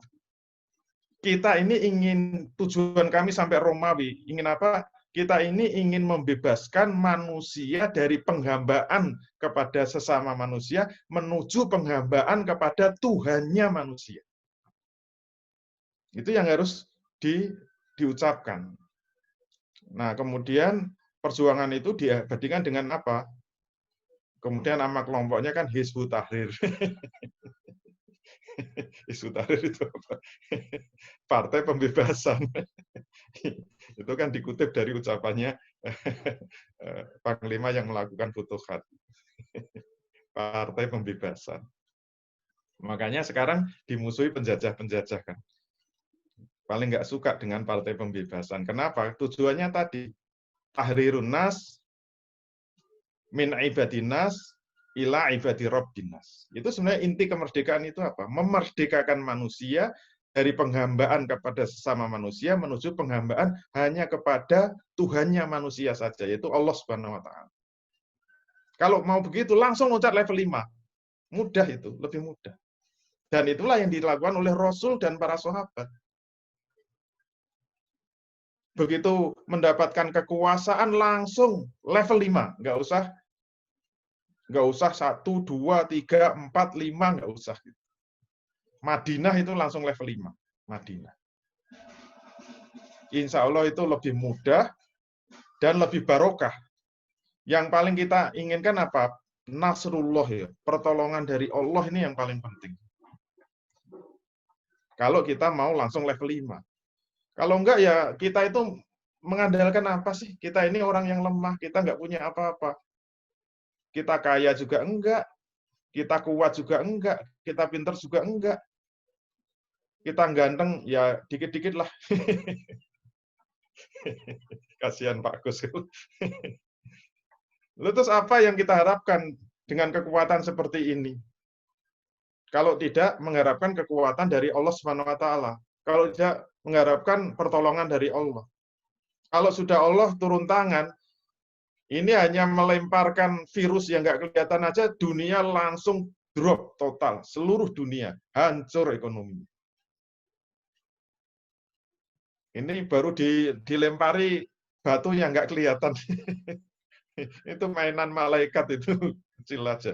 Itu semua kekuatan ekonomi dunia, semua kesombongan kapitalisme dunia langsung hancur total. Itu kok masih sombong di hadapan Allah, itu kurang apanya? Apa mau dilumatkan sekalian? Ini masih mending loh. Kalau umat-umat zaman Nabi dulu kan langsung buminya dibalik selesai gitu. Ganti dengan generasi baru. Ini masih mending itu. Dia tetet sedikit. Itu supaya Allah itu Maha Pengasih, mungkin Allah ingin memberi kesempatan untuk segera bertobat. Kalau langsung dimatikan, langsung dibabat habis oleh Allah, itu kan nggak ada kesempatan tobat. Tahu-tahu melek sudah masuk neraka. Coba ya siksa kubur dulu lah. Kita masih diberi kesempatan oleh Allah dengan virus yang matinya pelan-pelan. Supaya ada kesempatan bertobat. Ini buatnya yang balelo terus itu, nggak mau kembali kepada jalan Allah. Gitu ya, Ustadz Widadi di Studio 1. Terima kasih atas jawabannya. Semoga Pak Kuswanto tambah semangat ya untuk terus bersama-sama sahabat-sahabat kita yang lain yang memperjuangkan agama Allah ini ya. Langsung insya Allah. Di chat ada beberapa pertanyaan tadi sekilas saya lihat dari Bapak Gugut tadi. Saya lihat pertama kayaknya. Pak Gugut bertanya, Ustaz.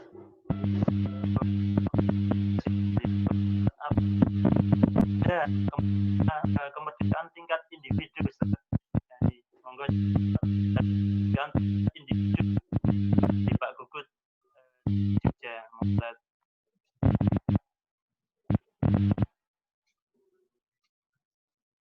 Kurang jelas ya. Mungkin Pak Gugut bisa langsung tanya aja. Iya, Pak Gugut bertanya, Ustaz, apakah ada kemerdekaan tingkat individu, Ustaz? Tingkat individu. Kemerdekaan tingkat individu, Ustaz, apakah ada? Kemerdekaan apa? Tingkat individu. Oh, tingkat.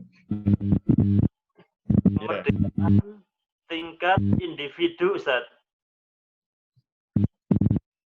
Apakah ada kemerdekaan tingkat individu? Jawabnya ada kalau berada di negara yang sudah merdeka secara hakiki. Yaitu apa? Ketika sudah mencapai kemerdekaan level 5. Rasul dulu ketika masih di Mekah, dalam periode Mekah itu belum merdeka. Yang disebut kemerdekaan yang hakiki dari Rasul, dari para sahabat, itu ketika sudah masuk ke Madinah, sudah punya negara di Madinah, dan negaranya langsung level 5, kemudian melakukan futuhat itu. Nah, individu-individu yang berada di Madinah, itulah individu-individu yang merdeka secara hakiki. Kesimpulannya apa? Kalau kita tidak berada di negara level 5, kita tidak bisa mengatakan merdeka secara individu. Tidak bisa. Dijamin kalau mati pun akan masuk neraka. Dijamin.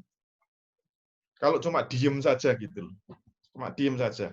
Ini sudah bolak-balik saya sampaikan dalam materi dosa investasi kan.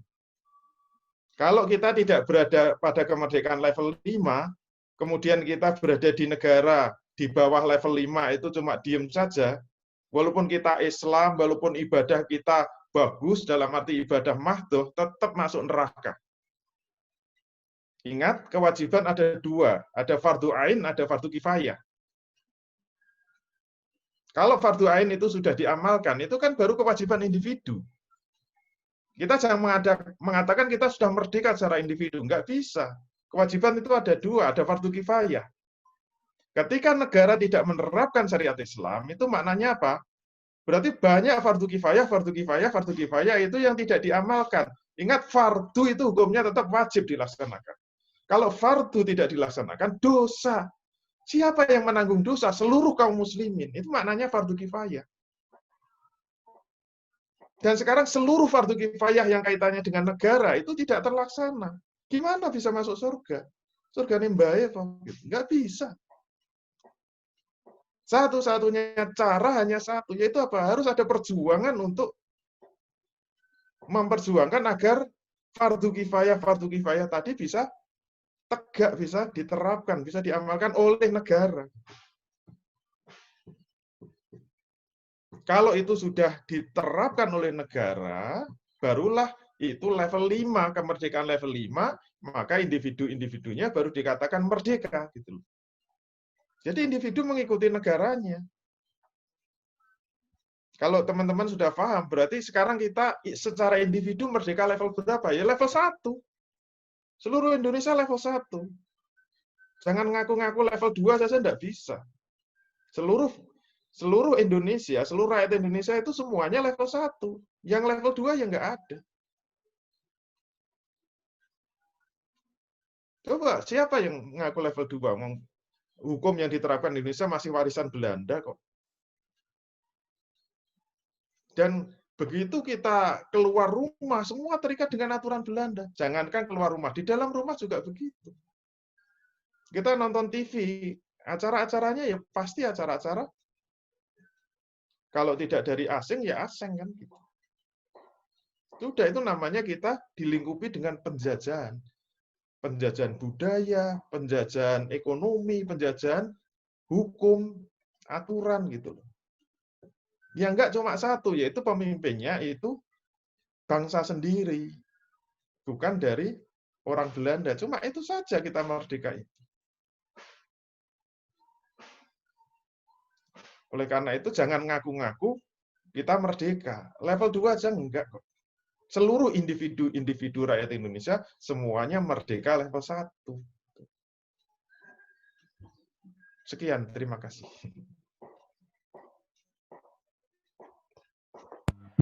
Terima kasih Ustaz Chandra atas jawabannya. Semoga Gugut dan sahabat-sahabat sekalian yang bisa memahami ya.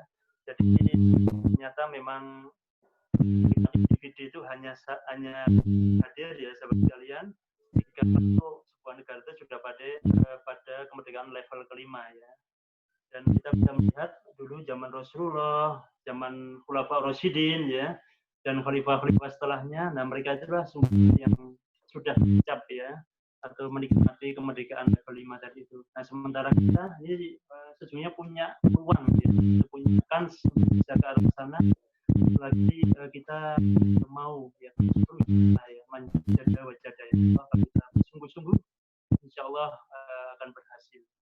Baik, Ustaz Chandra dan sahabat sekalian, tadi Pak Gugut sudah kita jawab pertanyaan beliau. Kita lanjut pertanyaan berikutnya, Ustaz. Ini agak panjang, beliau dari Pak Muji, ya. Oke, Pak Muji, beliau bertanya, merdeka secara politik, hukum, ekonomi, dan budaya. Semua buatan, ini pertanyaan atau catatan ini kok? Mohon maaf ya, ini kayaknya kok beliau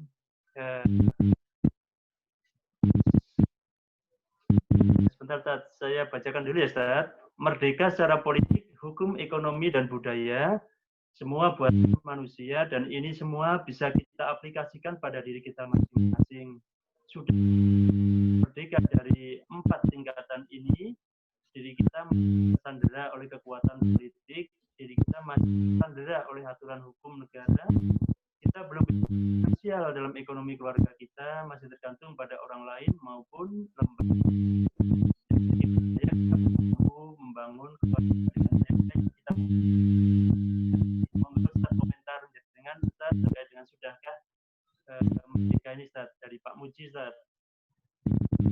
Ustaz Chandra. Terus pertanyaannya apa? Sudahkah tadi Ustaz? Jadi sudahkah, ada kata sudahkah tadi yang mungkin bisa dikomentari, ada kemerdekaan yang memang sudah layak tadi seperti apa gitu.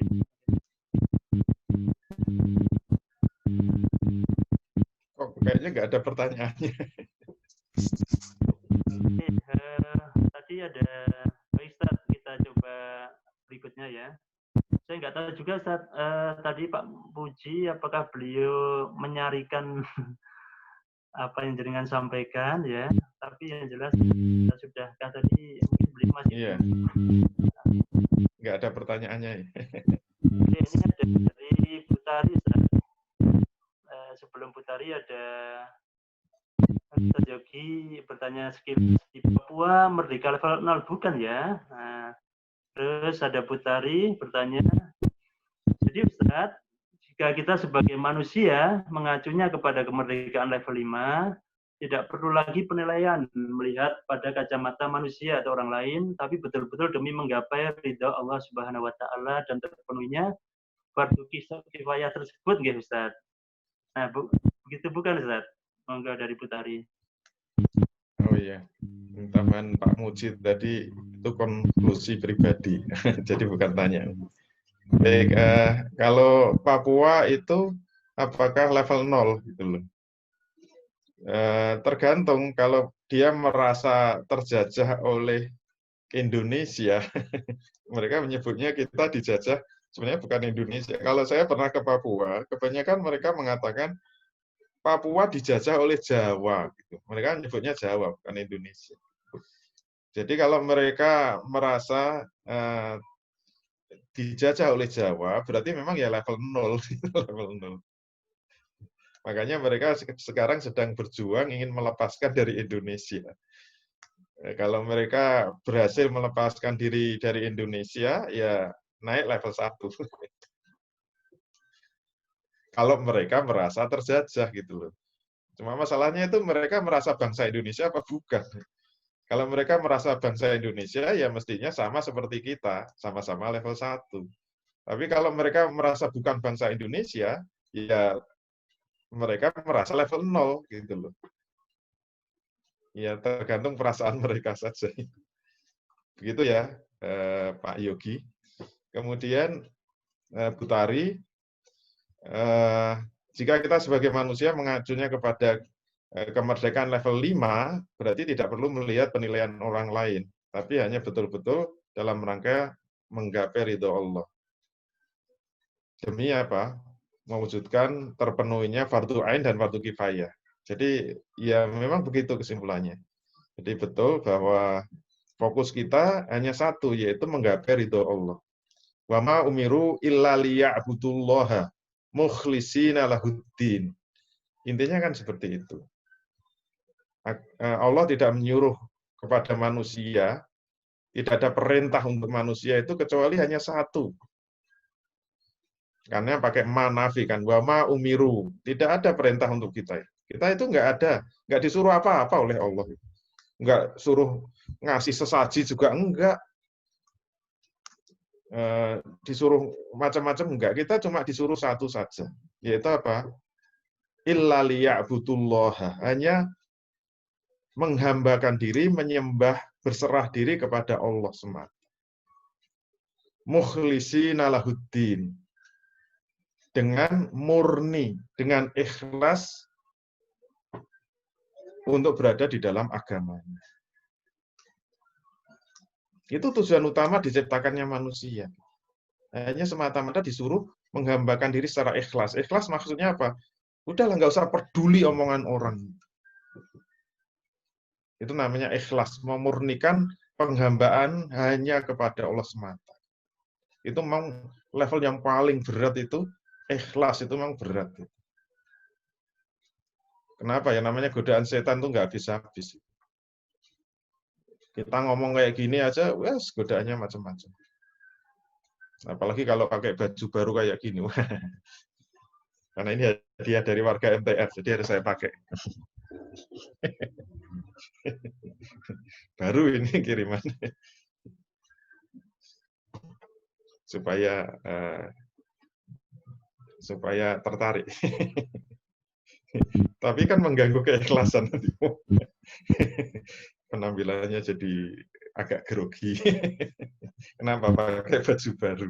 Alah, baru baju aja sudah keikhlasannya sudah tergoncang gitu. Apalagi nanti kalau iming-imingnya macam-macam gitu.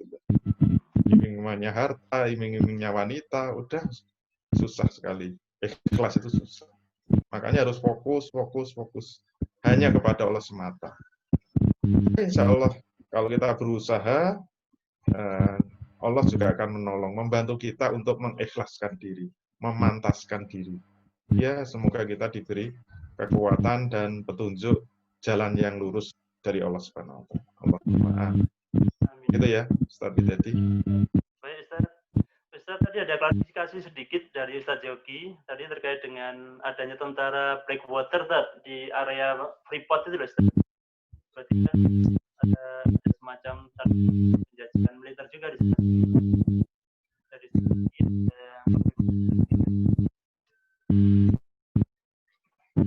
Oke, berikutnya. Tentara Blackwater ya, tentara asing. Oh, saya selama di sana nggak ketemu, jadi saya nggak tahu. Saya udah keliling-keliling Freeport, yang mengamankan Freeport itu bajunya hitam-hitam. Seragamnya hitam-hitam, saya tanya itu ternyata dari Kopassus. Dari Kopassus. Jadi Special Force. Ternyata pengamannya bukan polisi, bukan tentara biasa, tapi Kopassus. Pernah dapat cerita dari teman-teman di sana itu, yang paling bahaya di Papua itu kalau sampai nabrak anjing. Karena anjing itu dewa bagi orang Papua. Nah, pernah satu saat mobilnya Freeport itu nabrak anjing. Wah, anjingnya mati. Padahal anjingnya gede, itu kan dewa itu. Akhirnya betul itu. Di base camp-nya Freeport itu malam itu kayak kumbang semuanya. Dikepung, wah sudah seluruh warga di base camp itu udah habis nyalinya itu, mati disate lah. Kalau nggak bayangannya ditombak, diadat-adat, dipanah, udah. Wah, suaranya udah kayak kumbang, sudah dikepung itu. Itu kayak gitu kalau nyerbu itu. Wah, itu sudah pasrah. Ternyata hanya dalam hitungan menit itu sudah muncul pasukan hitam, itu selesai.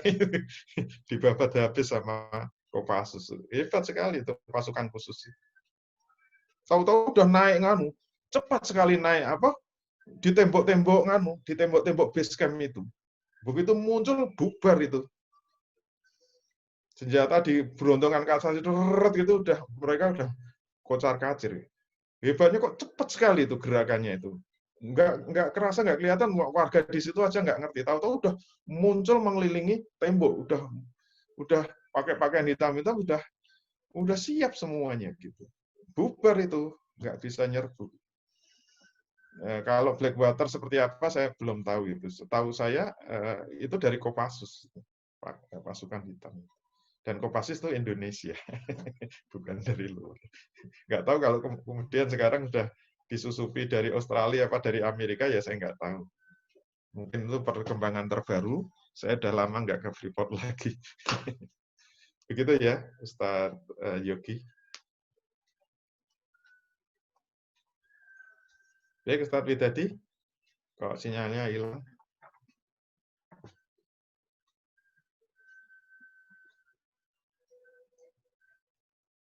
Ya, Pak Abdullah, silakan. Tadi ada Pak Abdullah yang mengacungkan, melambaikan tangan ya, kayaknya mau bertanya. Silakan Pak Abdullah. Bapak Abdullah M, spesialis apa ya, SPB ini tadi. Moga Pak Abdullah. Pak Abdullah melambaikan tangan tadi, jadi bertanya enggak? Oke, kalau belum jadi, ada pertanyaan dari studio 1 di Tangerang, Ustaz. Ini sahabat kita, admin kita di sana. Assalamualaikum Ustaz Dwi Condro. Bagaimana sikap kita dalam menyikapi dan mensyukuri kemerdekaan negara kita yang masuk level 1 sesuai penjelasan Ustaz tadi? Dan selama ini kita akan diharapkan dengan mengisi masa kemerdekaan dengan amalan yang disyariatkan Allah Subhanahu wa taala dalam berbangsa dan bernegara, bukan dengan mengisinya dengan kemaksiatan kepadanya. Dengan Allah Subhanahu wa taala telah memberi arahan kepada bangsa ini bagaimana seharusnya mengisi kemerdekaan dan mensyukuri nikmat kepemimpinan saat ini. Mohon penjelasannya Ustaz. Iya. Terima kasih Pak Admin. Terima kasih Pak Admin dari Tangerang. Bagaimana cara mensyukuri kemerdekaan level 1? Jadi walaupun level 1 tetap harus kita syukuri ya. Kita nggak boleh kufur nikmat, itu tetap kenikmatan yang harus kita syukuri. Walaupun level 1 harus kita syukuri. Karena ancaman janji Allah juga bagus untuk yang mau bersyukur, dan ancamannya juga ada. La in syakartum la azidannakum wa la in kafartum inna azabil lasyadid. Jadi barang siapa yang mau bersyukur, mensyukuri nikmatku, maka akan aku tambah-tambah nikmatnya bagimu. Tapi kalau siapa saja yang kufur nikmat, mengingkari nikmat dari Allah, maka sungguh siksa Allah itu sangat pedih. Jadi kemerdekaan ini harus kita syukuri, harus disyukuri. Yang penting kita bersyukur dulu, jangan sampai kufur ya, mengkufuri nikmat yang diberikan oleh Allah. Kita sudah bisa mengusir penjajah, itu harus kita syukuri. Karena berarti dari 0 sudah naik 1, itu sudah bagus. Cuma sekarang pertanyaannya bagaimana yang disebut bersyukur itu. Kalau kita pernah ngaji kitabnya Imam Ghazali, bersyukur itu ternyata juga ada tingkatan-tingkatannya. Gitu. Oleh karena itu sebenarnya setelah kita bersyukur, istilah Imam Ghazali, asyukru biqolbi itu tingkatan yang paling rendah. Asyukru biqolbi, syukur dari hati dulu gitu. Yang penting hati kita sudah mensyukur.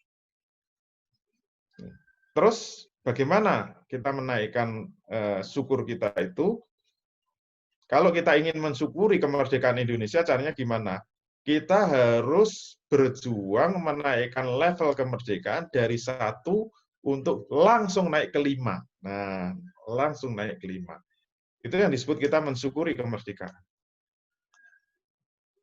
Kalau kita sayang dengan Indonesia, kalau kita cinta Indonesia, caranya gimana? Harus kita naikkan kemerdekaannya, jangan cuma level 1.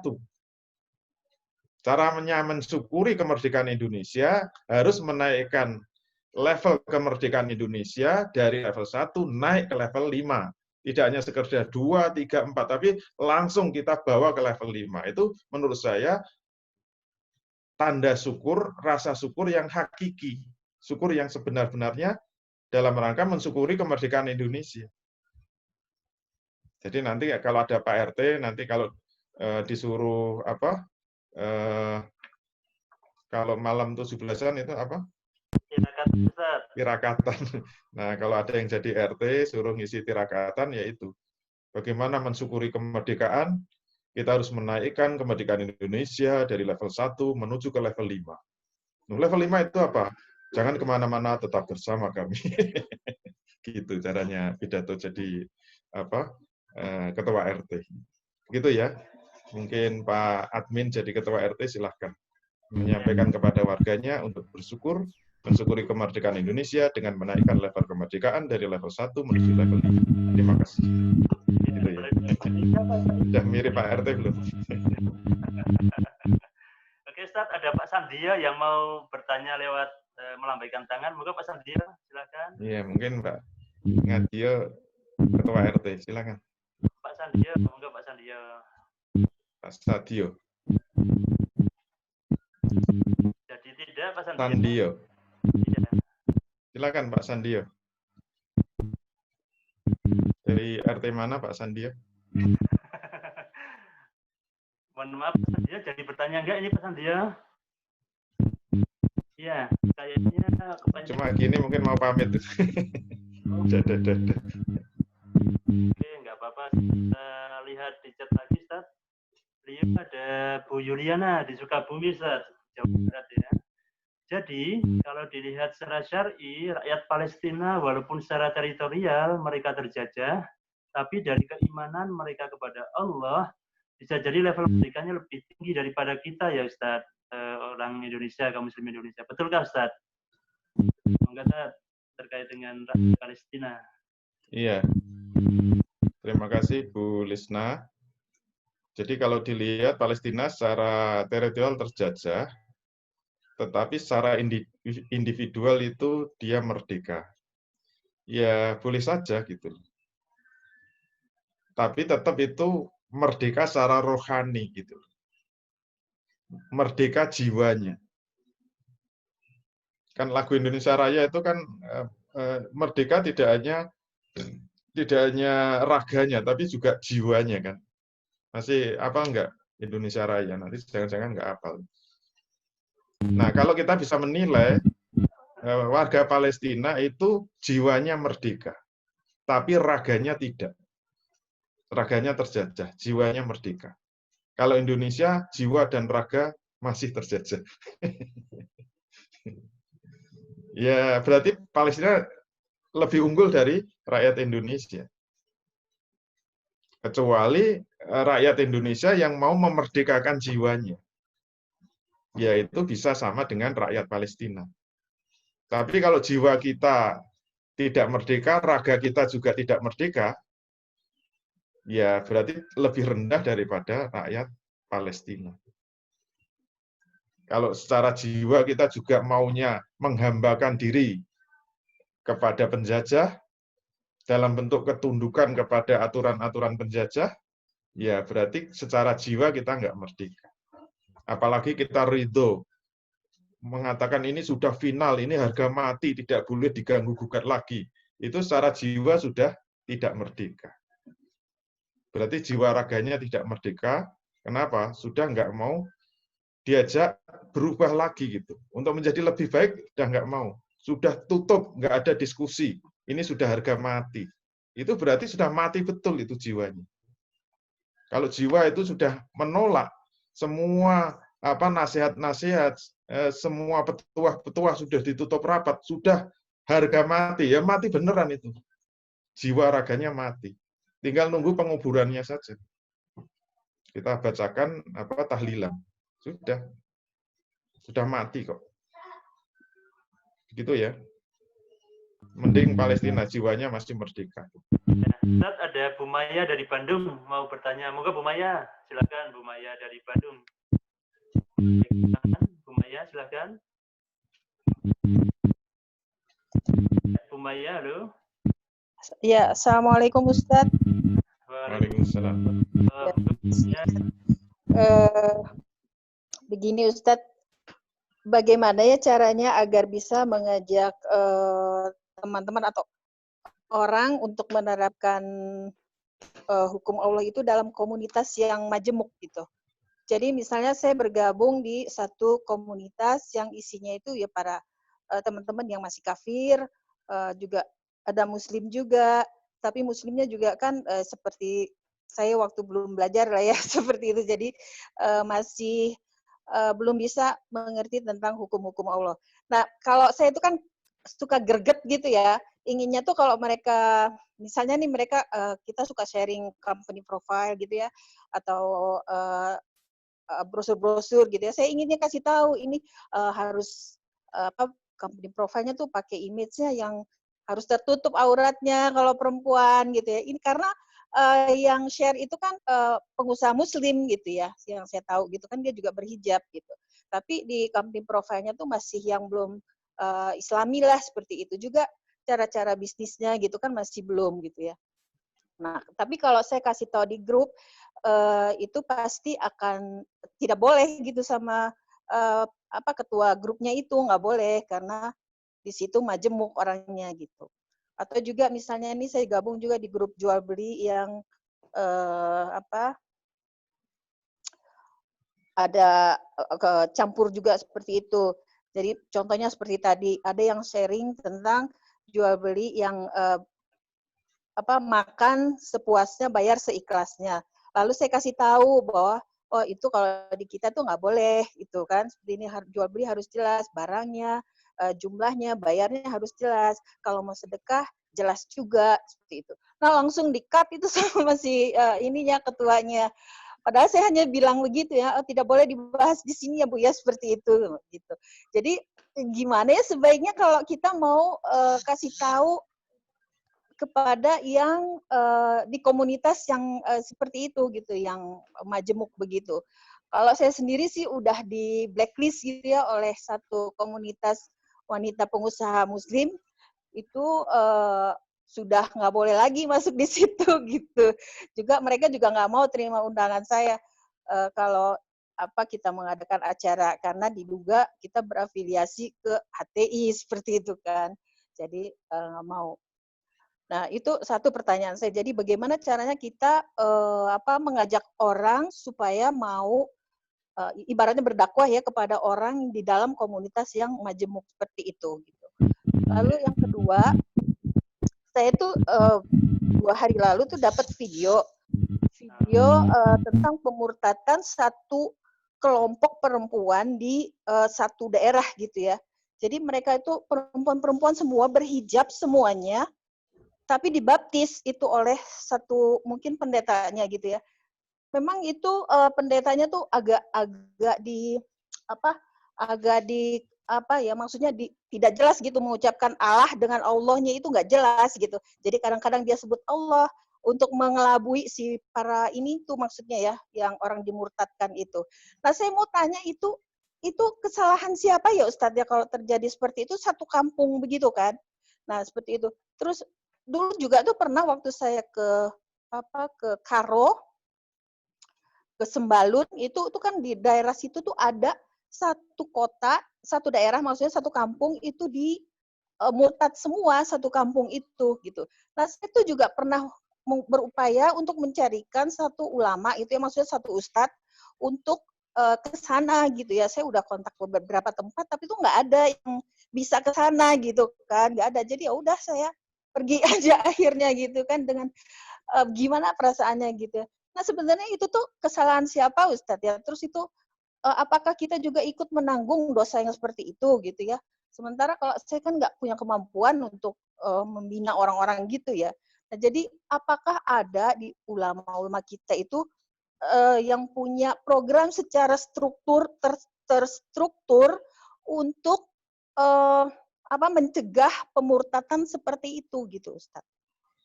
Itu aja sih Ustaz pertanyaan saya 2. Ya, terima kasih. Assalamualaikum. Dari Bandung, ya. Semoga Ustaz Chandra ada 2 pertanyaan dari beliau tentang pertama komunitas majemuk tadi Ustaz, ya. Padahal tapi diingetin malah dimarahi oleh ketuanya, ya. Terus yang kedua tentang pemurtatan tadi Ustaz. Adakah lembaga atau ulama yang struktur Ustaz? Dan kita nanggung dosanya juga Ustaz kata beliau tadi. Iya. Baik, terima kasih Bu Maya dari Bandung. Yang pertama kaitannya dengan berinteraksi, bergaul, berkelompok dengan komunitas majemuk ya. Ya, termasuk dengan Muslim, tapi Muslim yang masih abangan atau dengan non-Muslim. Memang yang dituntunkan oleh Rasul itu dakwah itu memang ada level-levelnya ya. Dakwah itu ada levelnya. Jadi kalau kita itu mendakwai orang, misalnya mendakwai sesama Muslim, kita ingatkan misalnya, Bu Maya, kok sampean misalnya ya, kok Ibu itu utang ke bank itu, apa Ibu nggak tahu bahwa utang bank itu nanti kena bunga, bunga itu riba, riba itu haram. Kalau dinasihati gitu terus langsung kaget, loh bunga itu sama dengan riba, itu hukumnya haram. Astagfirullah, astagfirullah. Kalau gitu saya mau berhenti. Nah, itu berarti dia levelnya sudah level syariat.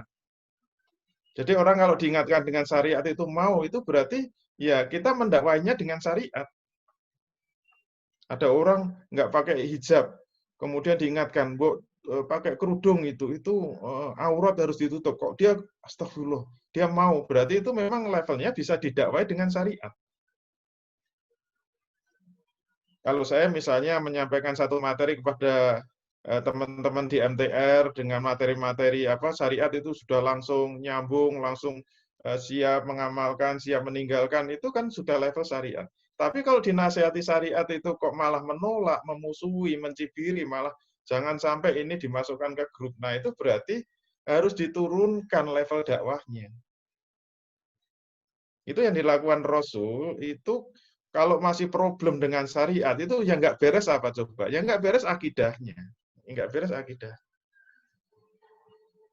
Berarti kalau mau tetap berinteraksi, mendakwai mereka, itu jangan level syariat. Ya mesti mental terus, tertolak terus.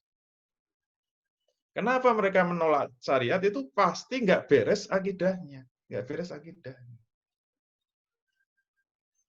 Orang sudah tahu kerja di bank misalnya, bank itu haram, dikasih petunjuk macam-macam, dinasehati, didalili itu tetap mental. Itu sebenarnya nggak beres apanya sih?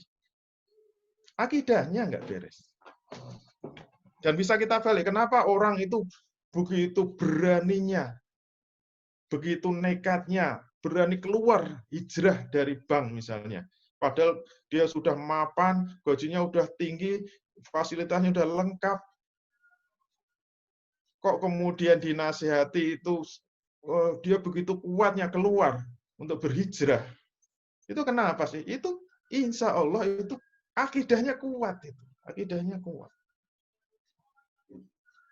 Oleh karena itu kalau kita menemukan ketidakberesan itu berarti dakwahnya harus kita turunkan. Harus kita perbaiki dulu akidahnya. Insya Allah ada yang nggak beres. Jadi kalau kita bicaranya level akidah itu lebih enak. Dan akidah itu akan berlaku untuk semuanya. Akidah itu untuk yang Muslim juga bisa di-refresh akidahnya, untuk non-Muslim juga bisa. Untuk orang kafir juga, itu wilayah semua manusia. Nah, materinya seperti apa? Nah, itu yang kita sampaikan di 14 materi itu kan. Kalau di MTR judulnya apa? LC, Ustaz. Apa? ULC. Oh iya, ULC. Saya ingatnya UDC terus. Nah, Nah, kalau materi UDC itu ada 14, itu ya, itu kan bicara mulai dari Thoriqul Iman kan, berarti itu masih mencari iman kan, Thoriqul Iman. Itu sangat mendasar. Harus dikembalikan kepada, disentuh lagi itu. Sebenarnya kita hidup itu untuk apa sih?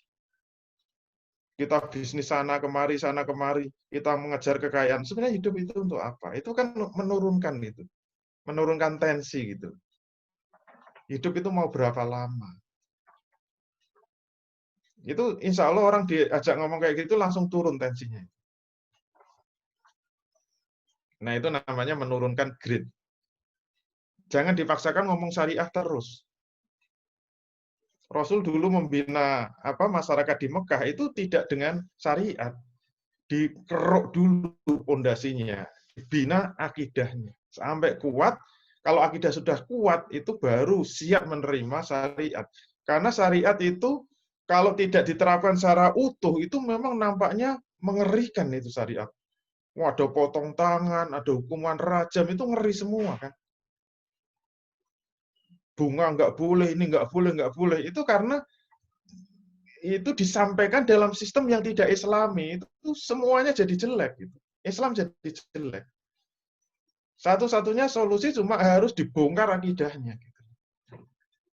Sehingga sejelek apapun yakin. Itu contoh yang digambarkan kan dari siapa? Dari Nabi Ibrahim alaihissalam kan. Coba Nabi Ibrahim itu disuruh apa coba sama Allah?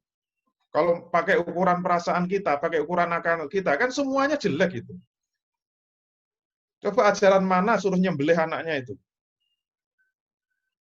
Itu ajaran apa coba? Gitu. Kalau kita ukurannya pakai akal. Tapi kalau imannya sudah dibongkar, itu kan cuma apa jawabnya? Sami'na wa ata'na. Saya siap. Suruh nyembelih anaknya, siap. Coba itu level manusia apa coba? Kalau level kayak saya kan sudah misuh-misuh. Sampean tuh Gusti Allah bener apa enggak sih? Masa anak suruh sembelih gitu. Itu kalau level saya gitu. Tapi kalau Nabi Ibrahim kan walaupun nangis ya sami'na wa ata'na. Itu hanya bisa dibangun dari akidah yang benar, akidah yang kuat. Akidah yang benar itu tidak punya prasangka buruk terhadap syariat Allah. Tidak menuduh syariat Allah ini kejam, syariat Allah ini sudah nggak sesuai zaman, ini kadaluarsa, harus dihapus dari kurikulum Kemenak. Wah, kejam betul itu. Itu kayak dia lebih pintar dari Allah. Ajaran jihad itu sudah nggak sesuai, dihapus dari Kemenak. Ajaran khilafah dihapus. Itu kan kayak musuhi Khulafaur Rasyidin kan. Malah sekarang ada spanduk-spanduk, kita harus waspada bahaya laten khilafah. Coba bayangin. Ya Allah, kita pengen masuk surga itu gimana? Wong Islam itu masuk ke Indonesia itu atas jasanya khalifah kok. Wali Songo itu utusan khalifah kok. Nggak percaya? Lihat filmnya nanti tanggal 20. Promosi film. Lu kok malah musuhi yang menolong, yang menyelamatkan kita? Gimana memusuhi khilafah itu bisa masuk surga? Disebut bahaya laten lagi, ya Allah. Gimana sih itu logikanya? Kalau imannya benar kan apapun perintah Allah itu mau kita pandang jelek, mau baik, pokoknya bismillah sami'na wa ata'na. Perintah Allah pasti baik, itu kan harusnya iman yang benar. Nah, ini yang paling berat itu membongkar iman lagi. Perlu 14 kali pertemuan. Kata UDC gitu. Promosi terus. Yang nomor 2. Yang nomor 2, kalau ada pemurtatan kayak gitu, kita ikut dosa enggak? Ya ikut dosa, siapa bilang. Ada orang murtad kita dosa, ada orang berzina kita dosa, ada orang mencuri dosa. Dosa apa? Dosa investasi. Cuma kita itu jangan salah langkah. Yang namanya problem itu, seluruhnya itu problem ada dalam kehidupan kita. Kenapa? Ini problem akibat. Umat Islam itu sering terjebak pada problem akibat. Lupa pada problem sebab. Kenapa masalah kita itu banyak? Kita itu yang kita hadapi nggak cuma pemurtatan. Umat Islam terjebak riba itu problem. Kita itu miskin ya problem. Kita nggak bisa sekolah problem. kita nggak bisa ke rumah sakit, problem. Terus mau kita hadapi pakai apa coba? Apa kalau nggak bisa sekolah, kemudian kita bikin sekolah? Duitnya nanti bangun sekolah satu ruang aja nggak podal istilahnya orang Jawa. Apalagi ngadepi kristenisasi. Kristenisasi dananya dana internasional. Kita mau bantingan warga MTR ngadepi kristenisasi, dananya triliunan. Itu namanya apa? Menghadapi problem akibat dengan akibat juga. Harusnya kan kita harus ngerti mana akibat, mana sebab. Kalau kita salah langkah, ibaratnya rumah kita itu bocor, airnya itu menetesi lantai kita sehingga kotor, itu tiap hari kita bersihkan. Nanti netes kita bersihkan, netes sampai jengkel ini kok nggak bersih-bersih gitu. Sudah saya bersihkan, netes lagi. Itu kan nggak mikir blas. Kenapa? Nggak mau tengok sumbernya dari mana. Kalau kita nggak tutup sumber sebabnya, ya netes terus, mengotori terus. Nah, umat Islam itu sekarang yang terjadi seperti itu. Problem sebabnya apa? Runtuhnya khilafah itu problem sebab. Problem akibatnya apa? Sekarang umat dilanda problematika yang tidak berujung pangkal. Ya ada problem pendidikan, problem teknologi, problem rumah sakit, problem ekonomi, problem pemurtadan, udah macam-macam. Disebabkan oleh apa? Tidak ada institusi yang menjaga, yang melindungi. Oleh karena itu, kalau kita ingin tidak ikut dosa, berkali-kali saya katakan, kalau nggak ingin ikut dosa, perjuangannya harus kepada problem sebab. Harus ada usaha sungguh-sungguh untuk mengembalikan tegaknya kembali khilafah. Kalau nggak mau, ya nanti mengalir lagi itu dosa-dosa investasi, ngalir terus itu. Jangankan satu orang murtad, sak kampung murtad, ya dosanya tambah banyak kan. Tapi solusinya agak muter dikit gitu loh. Seharusnya perjuangan umat Islam itu semuanya fokus kepada problem sebab. Yaitu apa? Tidak adanya institusi yang menaungi, yang melindungi umat Islam, yang menjaga akidahnya, menjaga akalnya, menjaga keturunannya, menjaga agamanya, menjaga hartanya. Itu kan yang disebut makos itu tasrik. Tujuan utama diturunkannya syariat itu untuk menjaga. Yang bisa menjaga siapa? Harus ada institusinya kan. Ngomong besar makos itu tasrik, makos itu tasrik. Saya kalau penelitian sama saya itu tak marahin itu. Ngomong makos itu tasrik, nggak bicara institusinya. Ya nggak bisa mewujudkan tujuan syariah. Menjaga agama dengan apa? Kalau ada yang murtad itu diancam hukuman mati.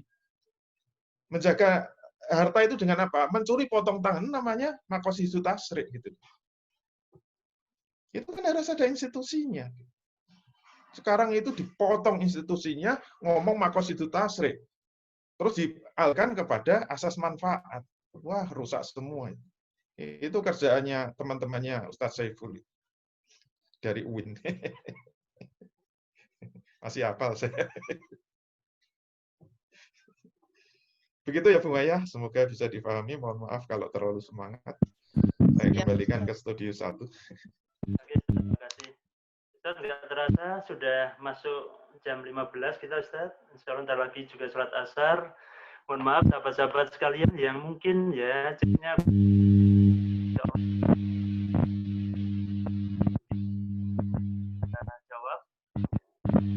Yang paling akhir Ustaz, kami mohon semacam close statement ya Ustaz ya, bukan pesan-pesan terakhir bukan Ustaz, tapi close statement aja dari Ustaz Chandra sebelum kita akhiri ya. Baik, terima kasih. Alhamdulillah sudah kita selesaikan kajian kali ini dan semoga kita bisa menjadi orang yang mau berjuang menaikkan Indonesia ini benar-benar merdeka secara hakiki, yaitu merdeka level 5. Kita harus cinta Indonesia, kita harus sayang Indonesia, wujud cinta, sayang, dan rasa syukur kepada kemerdekaan yang sudah diraih Indonesia dengan cara apa? Menaikkan level kemerdekaannya dari level 1 kepada level 5.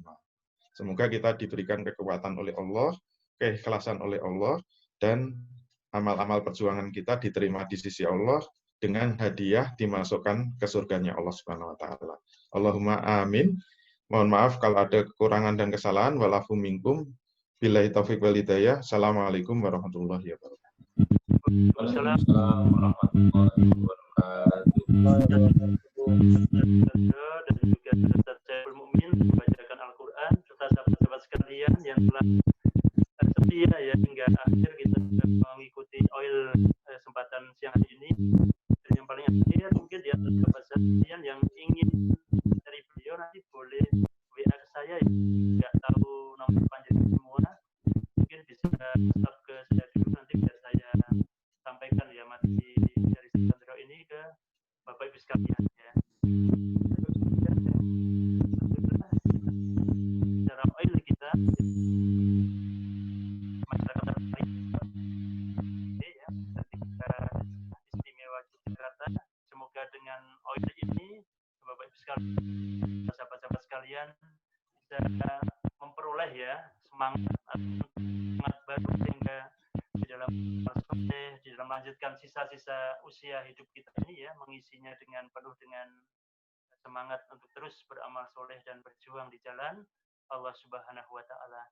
Kurang lebihnya kami mewakili panitia ya dari Korwil DIY. Mohon maaf lahir batin atas kurang lebihnya di sana sini mungkin. Terima kasih pada Studio 1 di Tangerang. Terima kasih pada Studio Bantuliwood ya, Ustaz Chandra di Bantul sana. Kita tuh bersama, mari dengan sama-sama melafazkan hamdalah dan doa penutup majelis. Alhamdulillahirabbil alamin. Asyhadu alla ilaha illallah. Astaghfiruka wa atubu ilaik. Akhirul kalam, billahi taufiq wal hidayah. Assalamualaikum warahmatullahi wabarakatuh. Waalaikumsalam warahmatullahi wabarakatuh.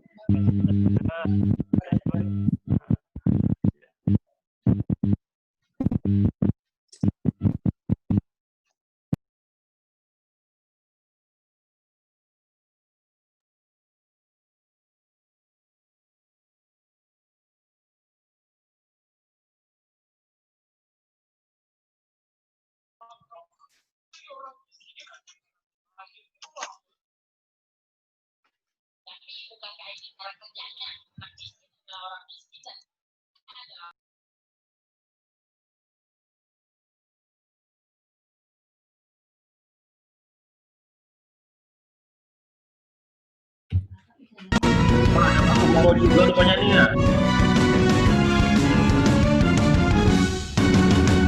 Kami bersyukur padamu ya Allah, Kau jadikan kami ahli surga, dengan nilai tambah dan kinerja tinggi, senantiasa belajar mengembangkan diri, menuntaskan tugas dengan semangat, amanah dan penuh komitmen tinggi, mengamalkan, menegakkan syariat Islam dan mulia, optimis menata masa depan, hati menghargai orang lain, kerja lebih cerdas, keras dan ikhlas, insya Allah berkelimpahan dan selalu bersyukur.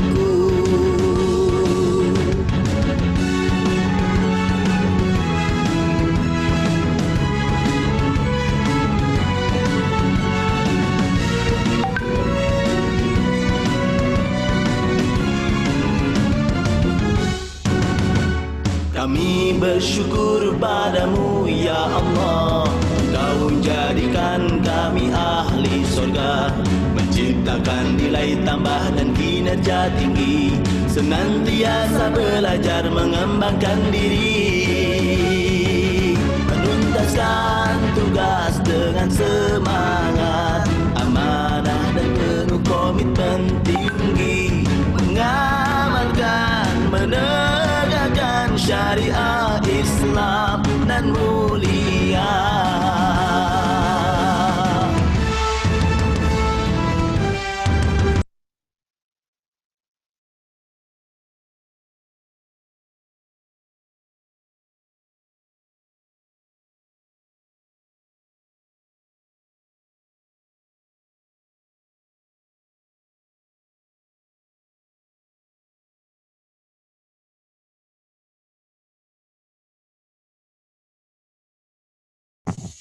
Pak Kumoro ikut join rupanya ya Pak Kumoro.